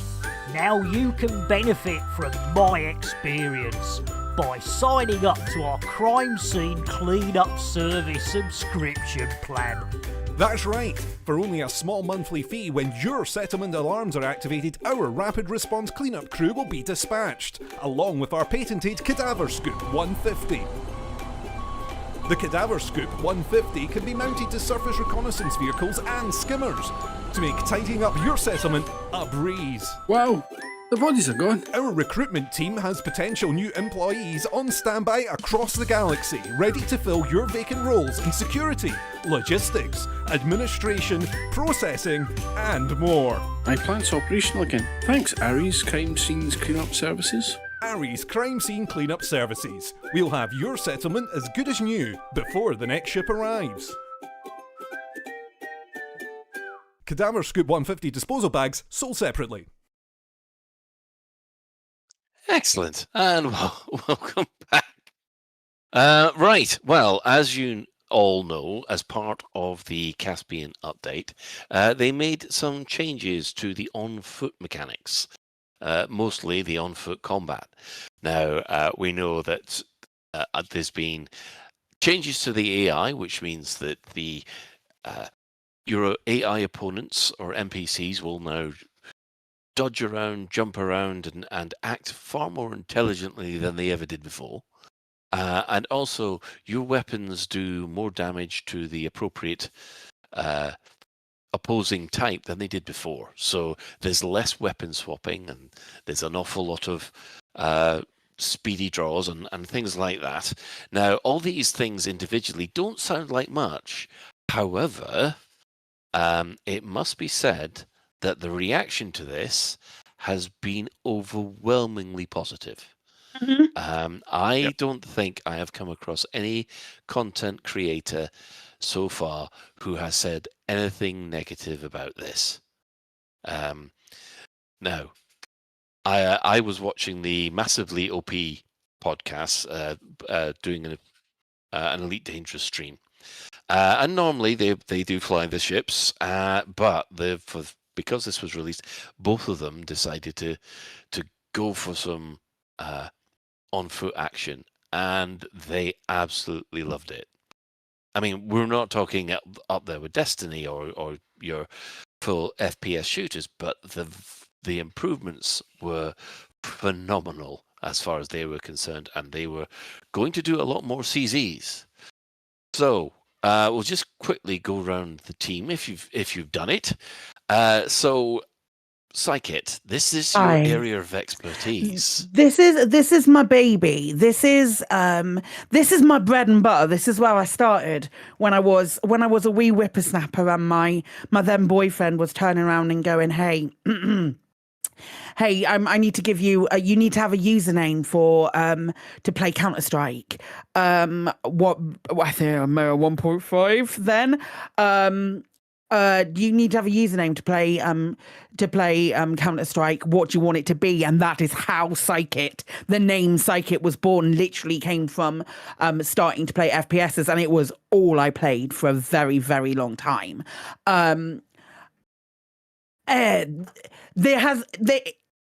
It got to a point where doing a CZ was boring because there was no it was boring. It was easy for me. The enemies played like the enemies played very similar to some of the Mass Effect thing, but using less cover. Some of your Mass Effect enemies, but using less cover. Very similar to if you put the AI on in a 1.6 game, and they just come sort of running around to you. And I would on my own regularly get 900 to 0 in a high, even with my now gammy hands that weren't gammy previously. When I was playing back when I was a wee Ben looking at a computer going, "Oh, I can play with the mouse," and and doing that kind of stuff. So it is the first time I did it, I was like, this is the best thing that Frontier have done to Odyssey content since Odyssey went into the game. Yes, there have been, obviously there's been so many improvements and stuff, but the way the AI behave, and it's not just in CZs. The CZ, you don't, if you're going in and you're doing a mission where you have to, like a takedown, so sweet, so easy on the eye, if you're doing a takedown and then you miss out on you go and do something else, but if you fuck it up and the alarms go, the level 3 people who come for you now are bonkers, and I can't. I've died a couple of times, when I've accidentally triggered an alarm thing. I've died in CZs before. That wasn't happening. But these are the high CZs. It is so much better. I have a couple of notes about it, but it is genuinely just from having that challenge back, having the challenge that a challenge of a high space CZ on the ground is to do a high space CZ. I need to go in and for me personally, I need to have an engineered ship. I need to feel a bit beefier, like I'm going to be able to take a few hits before I go down. And now it feels... I don't feel invincible going into a ground CZ in my souped up outfit anymore. In a high, like in a low, I could probably just stand there and take it. But in a high, I'm having to change the way that I play and be more aware of myself, of where cover is, so that I'm not obliterated by the enemy straight away. And I think that's so... the way that Frontier have done it is so... because they've not like made it impossible for anyone. They haven't made it impossible, even with like half a suit. Even with like half a jumped up suit, you could still go into a high CZ and hold your own, but you just have to be a little more careful with it. And we've had 5 years of being like these massively overpowered, to coin the name of a podcast, magazine, like these massively overpowered people dropping in and totally swaying the side of a CZ, and that's not quite you. Yeah, don't get me wrong, I haven't lost one yet. I haven't lost a CZ, but it's felt like more of a challenge, and that's what I wanted more than anything else, and they've really delivered. And for those people who are like, I can't be asked doing it, you can still go to a low. You know what I mean? Yeah, I mean, that's my thoughts anyway. That's my surface thoughts. Okay, right. We'll circle back on that one because I'd like Alex's opinion on this so far. Yeah. So annoyingly, as mentioned earlier in the show, there aren't any fucking power play on foot CCs. Mm-hmm. I haven't done any more since last week when I did a little bit. I've watched more and I've read a lot of stuff. So you're right, Colin, in that like everyone seems to be super hyped about it. Like everyone really raves about it. I suppose my fear, which I want to get in there and have a really good go and sort of put to bed, is... I know there's more to it than this, but it sounds a little bit like what Claire's saying is it's a bit harder now because it was too easy before. And there's certainly a lot of people for whom it definitely was not too easy. Like, I would die a lot. And the scenario where it's not a CZ and it was some kind of mission and the alarms went off, I would die every time. Like when the alarms went off, it's like I'm fucked. And it sounds like I'm even more fucked now. Which Yeah, definitely. I would say so. And so there's that. But I keep thinking everyone says it's great, so I'm not going to sit here and say it's not. But I have a mild concern that it's got hard. What I wanted to raise, and I might as well chip it in now because I find this really intriguing. So the thing about lasers doing damage to shields and kinetics doing damage to armor, and how they've significantly reduced that, and everyone seems to love that. So that's one of these interesting discussions where Frontier initially have put in some bit of friction in the game, and it seemed very reasonable. You know, that's the way ship combat works. So they did exactly the same for foot combat, lasers for shields, kinetic for armor. And it sounds, and I didn't do it enough to really feel the pain, maybe, it sounds like most people found that quite annoying and loved the fact that you don't need to keep swapping anymore. I mean, so could that be because when you're on ship, you have maybe fire group 1 for maybe fire group 2 for laser? So here's my question. What I find annoying in the limited amount of on-foot combat I've done is running out of ammo. I find running out of ammo really uninteresting and annoying, and it spoils my game. How would people feel about them doing away with ammo or giving us 10 times more ammo? Would that make it more fun, or do you think that would spoil it? Do you not pick up ammo from I don't know where anything is, Claire. So it's on your mini map. It's marked on your mini map as free bullets. Yes, I have got a bit better. I have figured that out. There is so much ammo dotted around. Okay. That as you get more used to it, like if it's what you want to do, category. Okay, so I get that. So I can go and run and get some more ammo. But don't you find like you're shooting at some guy, yeah, and your gun just stops working because you've run out of ammo? It's like I found myself thinking, is that fun? Would it be better if it just didn't do that? What about how do you fight on your ship when you run out of ammo? I have to stop and go back to the station, which is a bit Okay. of a ball ache.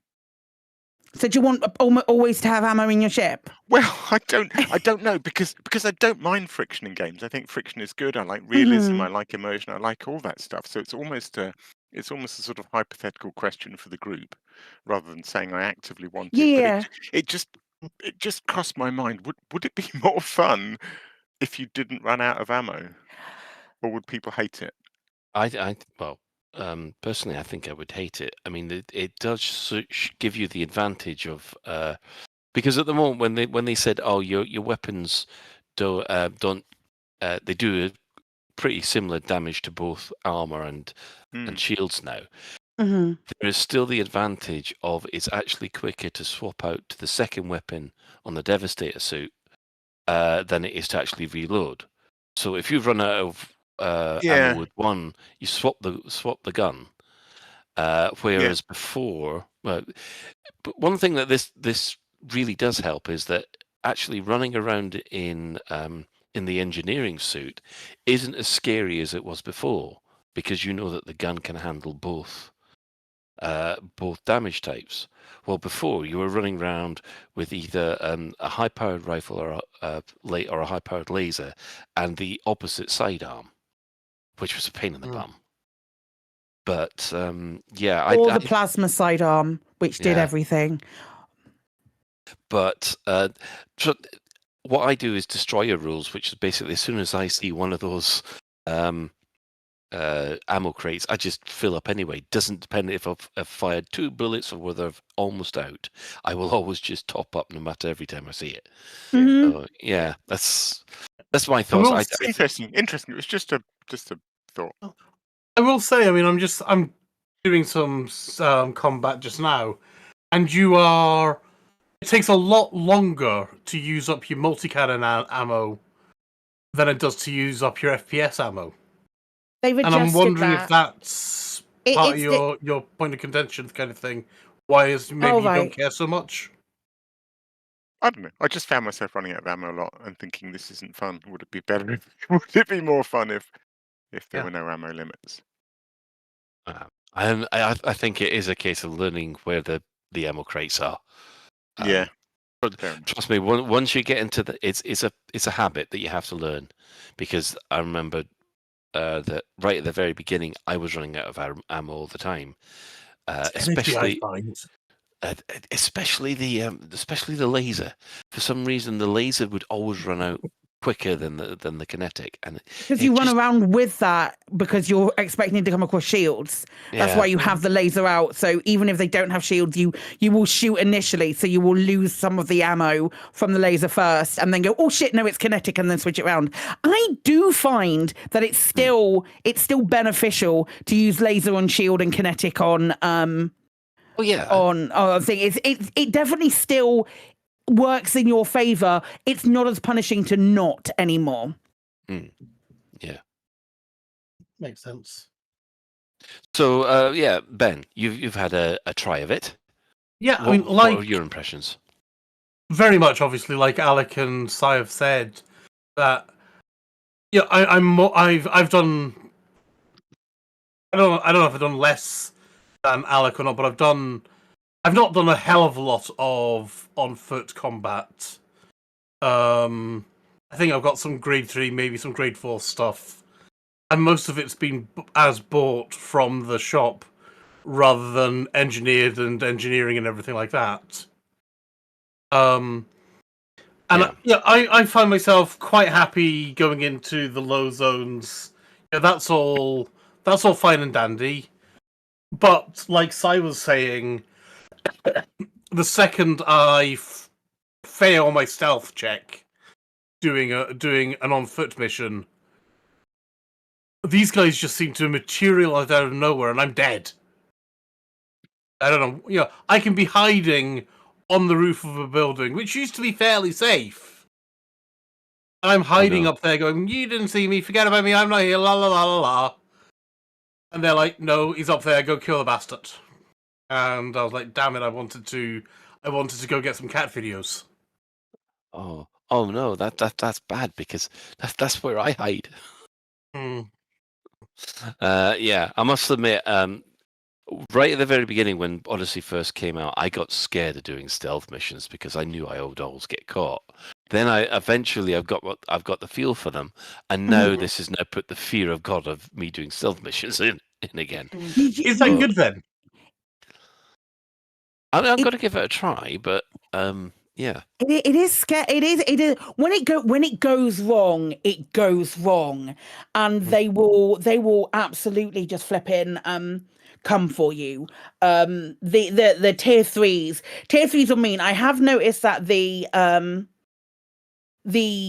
tier the plasma pistol won't take down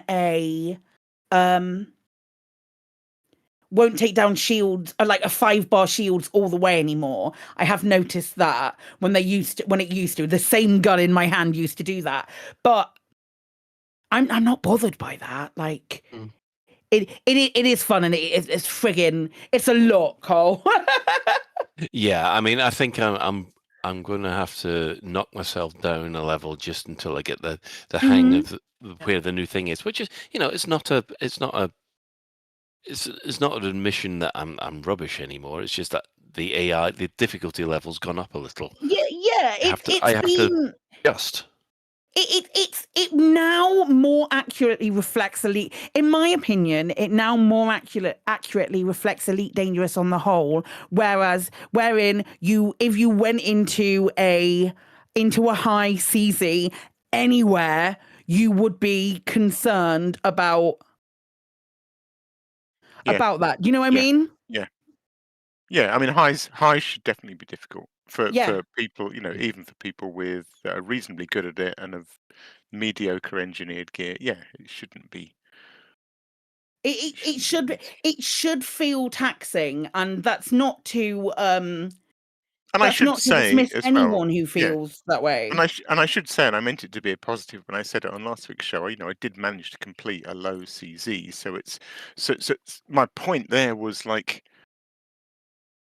people that aren't very good at this aren't excluded from this gameplay. Just go and do the lows. Yeah. And I think that's fine. Like, it's great that you can pick if you can pick your level, that's great. So if you're new at this and not brilliant at it, then go and do lows, and they're fine. And if you want more of a challenge, then do mediums. I am a little bit worried about normal missions going south and alarms going off, because that was always difficult before. It is difficult. I can't give you anything else. I can't give you any platitudes of this. Fair enough. Yeah, they're all graded in as well. They are. That's true. Yeah. Ben, yeah. I'm just thinking actually with what Alec was saying about the when things go south, should they maybe be a little bit slower about bringing in SWAT and coming out and ganking you, and maybe it should just be the mole guard who's looking at you first until you actually rack up enough things to go and get the bad guy. How quickly do they turn up? Because normally, to be honest, I've learned enough now to know that they fucking teleport in, mate. No, they don't. They come through doors. They're all okay. They come through doors they, immediately. Then they're not. It's not immediate. It isn't immediate. They because they have to find you. So like your option is always to fuck off. I was going to say, this is what I do now. I've learned. And this is before the AI changes, but if the minute the alarms go off, I run for my ship. Can I still do that and maybe make it? I think yes. When I've failed, I haven't run to my ship. I've gone and tried. I've gone and tried to play hide, and I've failed at hiding because it feels, somehow they know where I am. And they've, even though I maybe got scanned by a mole guard who's like, hold on, you're a bit naughty. And even if I don't shoot him back, and I've got him hidden, if somebody sees me, I feel like should be able to run, hide, and essentially lose their interest, like you can in other games. Whereas it feels like I'm running, I'm hiding, and fairly quickly afterly, I'm dead. Yeah. Right. And that's basically probably because I'm not playing it like Elite. I'm playing it like other games where usually they'll hide. They'll if they can't find you, they'll lose interest quickly enough. Yeah, I know. It's funny, we're having this little bit of a discussion going on in the chat room at the moment along this line. I mean, I do feel that maybe it might be time that the low, medium, high barriers need to be sort of like a little bit more, instead of 3 levels being 5, so that people can build up, because the jump between one to the other is quite noticeable, especially for. So the issue that I would have with that is that, let's say on the preview server, for example, it took me 2 days to find a high CZ. And that was because I had to ask Frontier, and Frontier, I'm pretty sure, put them in for me. Yeah. So that we could experience it on the preview server, because it was something that I wanted to take a look at and those kind of things. And they took like a full day to let me know where one was, which led me to believe that I'm pretty sure that they put them in. And but I could find lows and mediums, and it's really dependent on the build of the system as to what spawn, what sort of like different ground CZ spawn. So on top of, if you're wanting like a more granularity in the difference, then there fundamentally has to be something at the base level that will still satisfy those people who are looking for the super highs. Then, if you're going for that, and then also the piss easy, like floating in your exploration suit and pop a few falls. Yeah. Do you know what I mean? I don't care about the difficulty levels, and I think the difficulty levels in the CZs, that's fine. It's the whole, I'm wandering around doing a mission, and somebody doesn't like the way I've looked at them, and then it feels, and then I'm getting, I'm getting swatted. Yeah, I mean, That's depends. Where I was like, it doesn't feel like, it feels like that level of escalation is going up too fast. When you set an alarm and you go and do that, do you go and turn the alarm off? I go and run and hide. Okay, so you're when it's happened to me, I've not been in a position to even know where the hell the alarm is yet. So a solution, for example, to that situation occurring and the alarms going off is going, oh shit, I need to get into a position where I can get rid of like a wave of people who know where I am. Then I can skulk off and go hide, and then try and find the alarm. And if that doesn't work, if the mission is like a grade 5 or like a threat level 5, and it's gone fully tits up for you at that point, you can run away. That option is there for you. And I feel like, to bring back to Colin's point with the scaling, those threat levels, it should be more recognizable when something is a threat level 3 and when something is a threat level 5. Those kind of things. We should be able to go, okay, I'm going to take a threat level 3, and maybe when the police come out, or if an alarm triggers, if it goes tits up, the amount of police that come out might dither a little bit more. You know? I think it's mostly because I'm playing Elite, like I maybe play Grand Theft Auto or something like that. Yeah. Where also, because you're used to that kind of thing, you're used to just sort of like being the big I am and not having that problem. But I mean, I don't mind I've got no issues having problem with the police, but it's like I can usually run and hide, and you can't do that in Elite, and I've got to fight against that behavior. Yeah, I've got to go on the offense. Yeah, find the alarm, shut it off, and then maybe I could hide. we've had Odyssey for like 5 years now. Yeah. Right. Around that. We've had Odyssey for like 5 years now. And the content that we've had in Odyssey has been so stale, with the exception of the Thargoid stuff, which, like the Spire stuff, which was a little dip. And the reactivation stuff, which was fucking hard. But we've had that, and the on-foot stuff that they did there did like pave the way for them to do more on-foot stuff, and it's clearly something that they've been wanting to look at for quite some time. Yeah. So realistically, something did need to happen to cater for the people who wanted more of a challenge on the ground. And I understand why there is a level of disappointment that people can't just waltz into a high and still do it in the way that they used to. And it's tricky. But I do think that it was something that was needed. Yeah. Clearly, the number of people I've seen really loving this change, it's obviously made a lot of people really happy. So that. Yeah. And To be honest, get what the you people it's expected. making happy are the people that really enjoy this gameplay. And the Yeah. fact I'm not good at it is because I don't do it very much, because it's not quite for me, and I'm only dabbling in it. So Yeah, I mean, I think those people that have been doing high level CZs, I mean, you just have to look at Nikki Dangerous and the company that she keeps. Yeah. Because, they've been doing it for ages. This isn't going to stop them doing high CZs. In fact, most of them are going to jump at it. Yeah. But I do think that, people who are on the borderline of just getting to the high CG part are going to find it, a bit more of a challenge now. And I do get why it's disheartening. I do get why it's disheartening, but there are aspects of Elite that I wouldn't even consider trying to do and haven't done.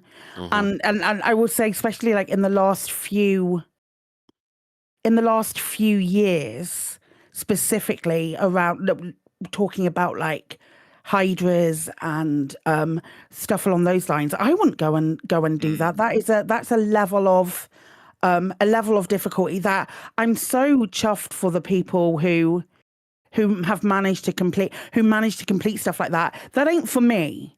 What I want to go in with a really cool new sniper rifle. We haven't even talked about how good the sniper rifle is now, but I want to go in with a cool new sniper rifle, and I want to pop a dude who's like the other side of the fucking map and just get that level. That serotonin will not go away, and like those kind of things the experiences that I was missing and I really wanted to experience have now been provided to me in like in a difficulty ramp which matches, in my opinion, difficulty ramps that we have in the rest of the space game. Yeah, that sounds cool. Yeah. Okay, well, it has to be said that, again, every other content creator that has seen this, I have not seen. Well, I've seen it range from praise with sort of faint praise, all the way up to, oh, this is the best thing that they've put in the game for ages. So there hasn't been anybody who's turned around and said no, they've got it wrong, blah blah blah blah blah, which for the Elite Dangerous community, it's a bit of a first. Really. Yeah, it is. It's very noticeable. So yeah, and so it's nice that we've got this update, and I think well, yes, we've all given it a try.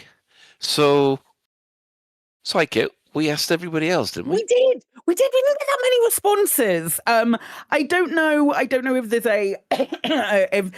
if people weren't particularly plussed with it, or they didn't have added opinions on it. But question of the week on a Sunday, normally around 2 p.m. after listening to the amazing Black Diamond FM, which runs from amazing Chris McCrell on Black Diamond FM, which runs from 12 till 2 on on a Sunday, if you ask your Alexa to play Black Diamond FM, other listening devices are available. You can do that and hear the thing. Yeah, we asked this week, what do you think about the new On Foot Combat? I'll start with Colin on this one. Right. I have Nicey.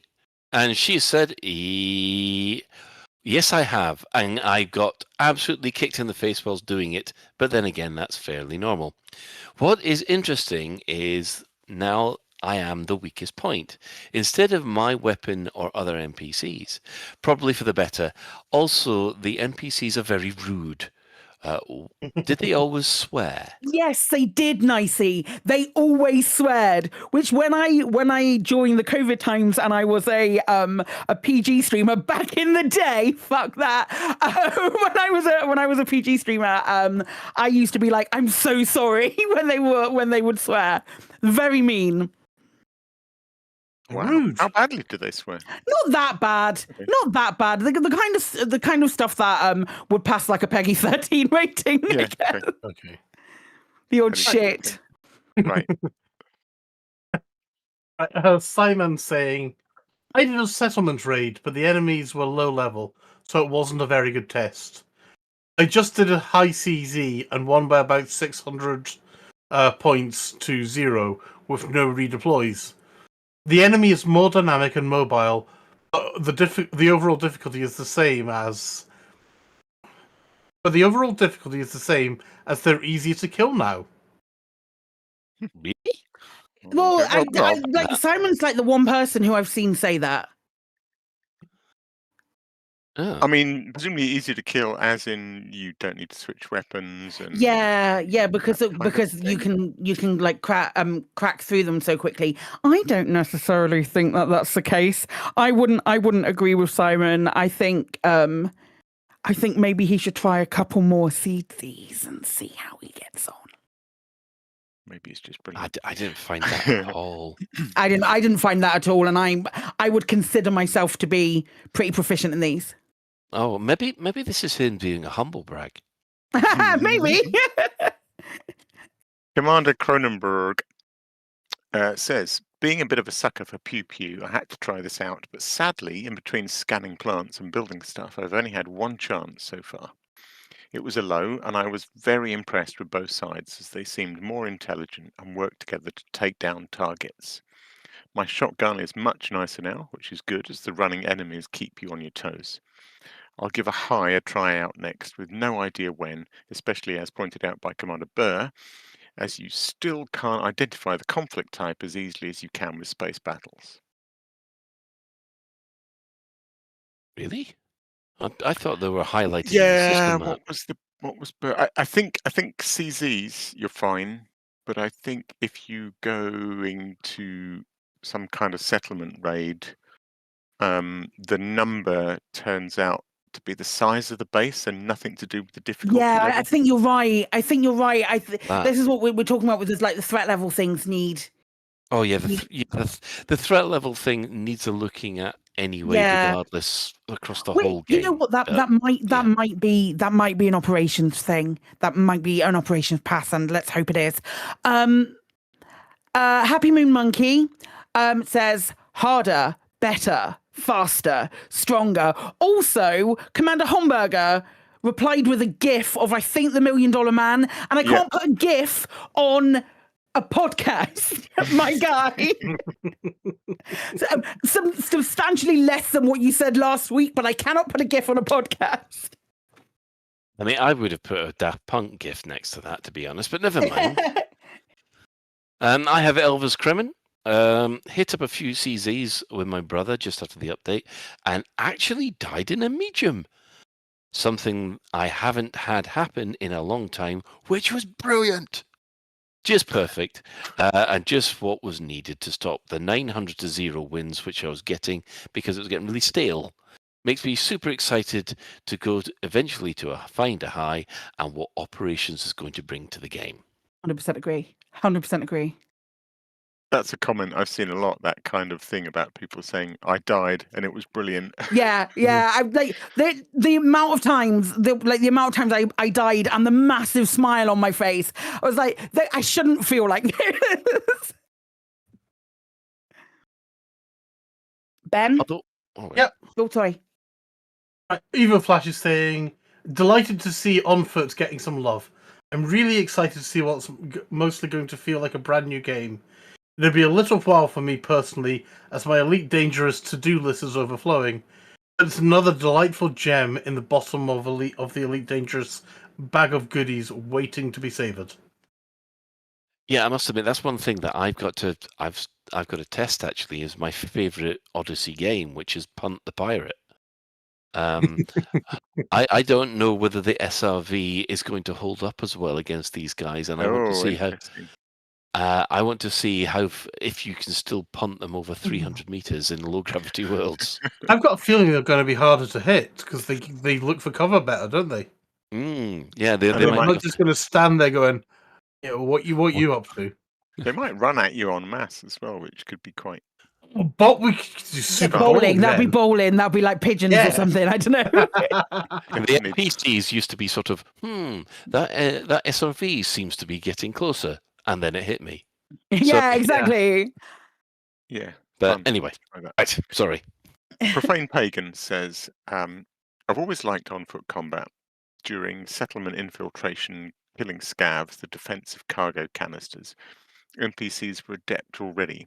However, the combat zones, one of the most marketed aspects of Odyssey, had lots of problems and didn't work properly. Current Polish Pass finally lays down solid fundamentals for future updates. There are lots to do, even with the established combat zones, but I love what FDev did with NPC AI and weaponry balancing. The enemies are more unpredictable and they pose a healthy challenge. I said it before, but I can say it again, that contrary to its shortcomings or self-imposed restraints, Odyssey's on-foot combat is the best among its peers. That is, the space sim games with on-foot activities. I'm looking forward to operations, and I hope FDev will keep fixing and polishing the on-foot combat gameplay loop, especially after the many bugs Trailblazers introduced. But that is another story for another question of the week. Nice. Yeah. Nice. Yeah. Apaphis says he's done a couple of base raids and high CZs. He likes the changes. He didn't really notice much change with the base raid, although normally I'm picking off NPCs one by one and don't give them much time to react. The CZ was where I noticed the most change. While the high CZ was harder, it did feel better. No longer are the NPCs just cannon fodder to be obliterated. I now have to be smarter and change up my tactics. Oh, and watch out for that sharpshooter on your 6. What the? No vital signs detected. So cool. Overall, from the feedback that we've gotten there, it's gone down very well. And yeah, I think roll on operations.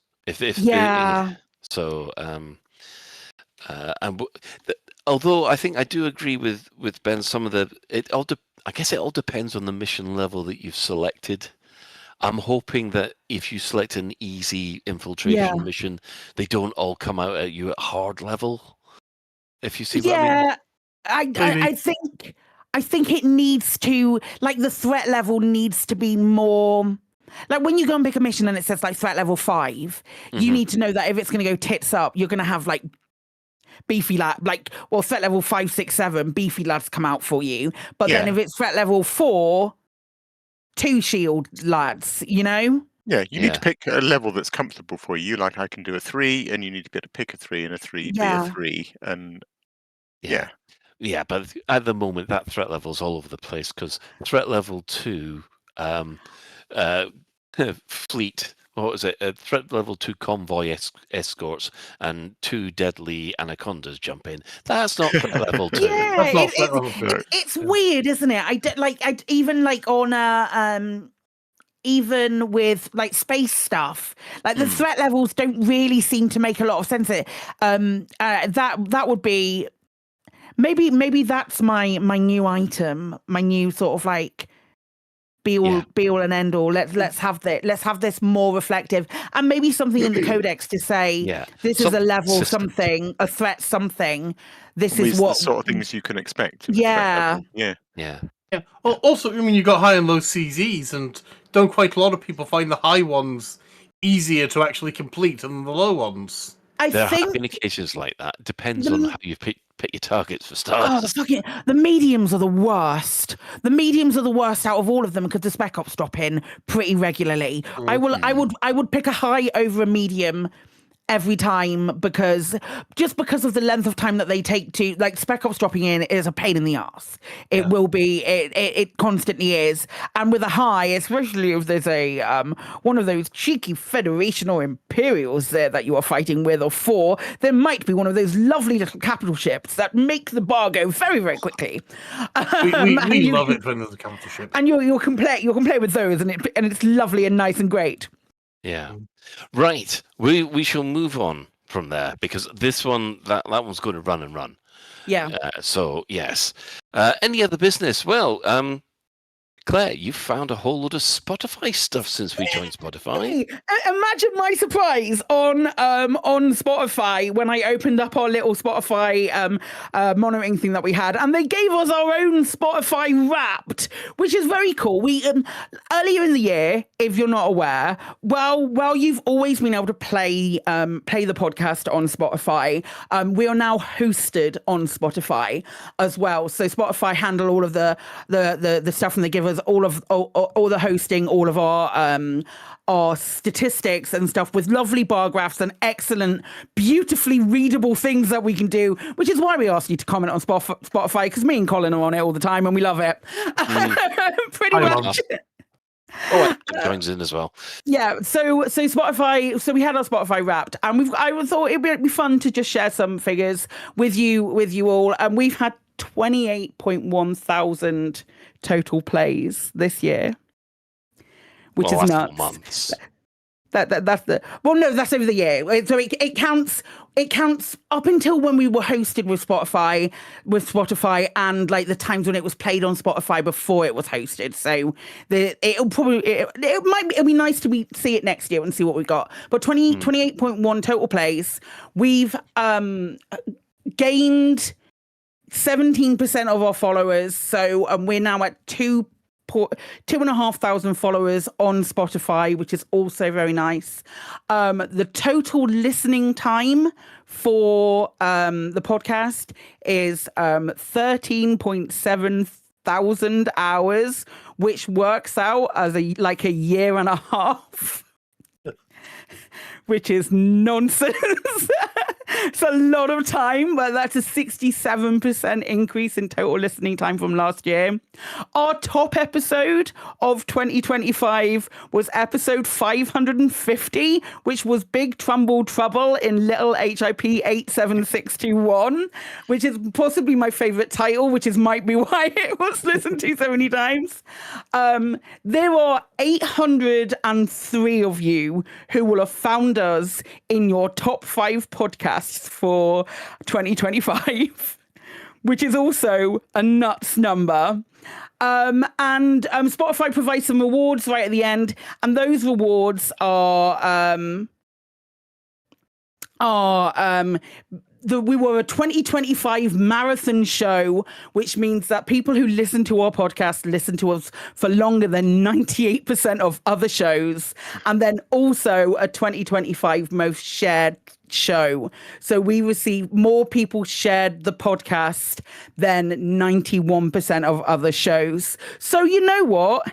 Next time you see the podcast, give it a share, give it a comment, and listen to it as long as you can, because that's some cool statistics, and I want to see them again next year. Thank you so much for support and all of that nonsense stuff. Thank you. I should have saved this till next week, but I'm doing it now because we've got loads next week. Yeah, that's awesome. Right, so our shout-outs. Our sister station, Hutton Orbital Radio, it broadcasts on the Thursday from 8:30, you can tune in at twitch.tv/HuntingOrbitalTruckers, or just go for the audio at radio.forthemug.com. For the discerning commander that likes a bit of CQC action, check out the CQC Discord at discord.me/EliteDangerousCQC.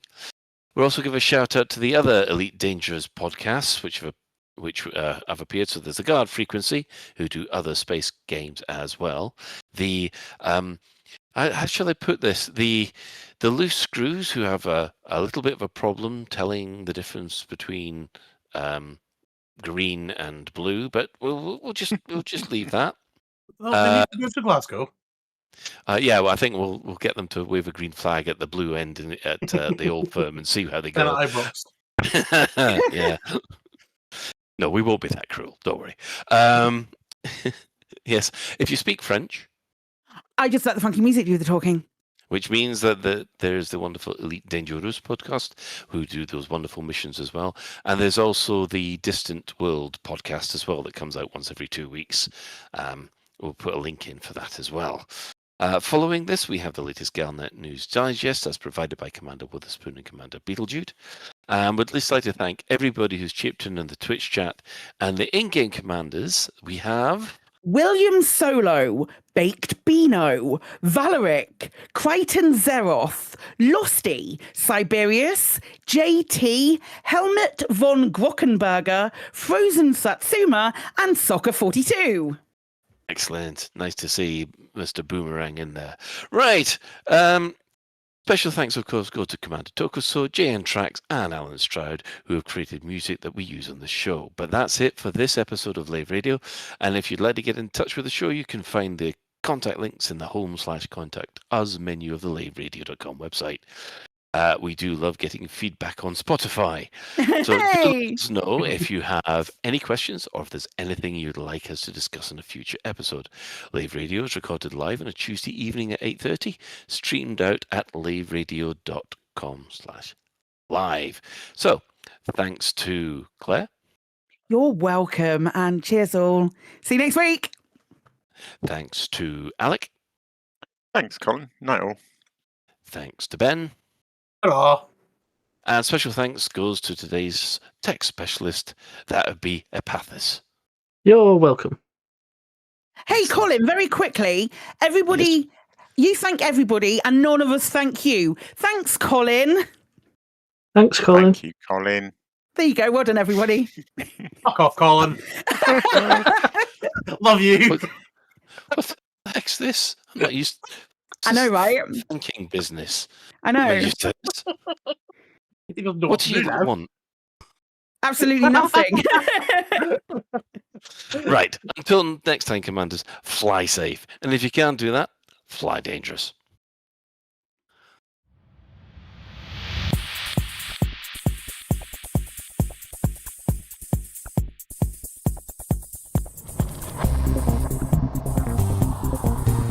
Is your life like this? Sounds like someone having an orange inserted.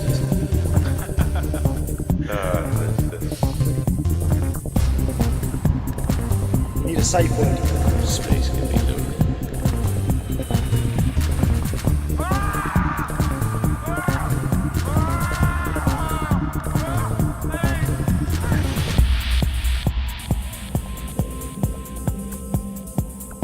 I'm gonna see the galaxy.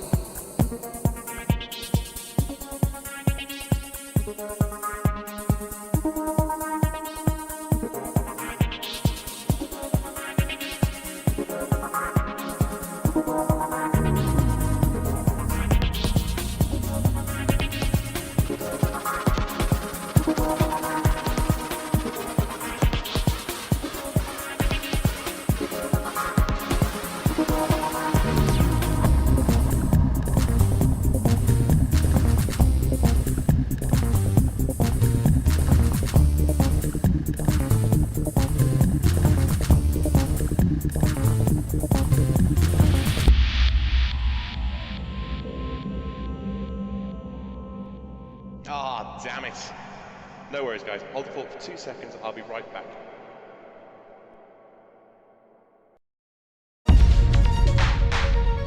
Galnet News Update, 9th of December 3311.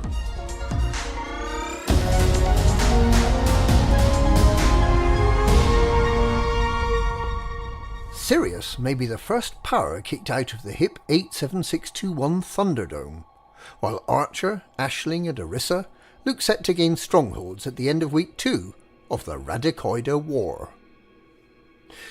The war for control of the magic herbal properties of the Radicoida Unica of HIP 87621, which is believed to have a practical use in creating a special new pre-engineered power play module that will be available only to the victors, went disastrously in the first week, during which power agents did as they were told, and attacked other power systems without defending their own.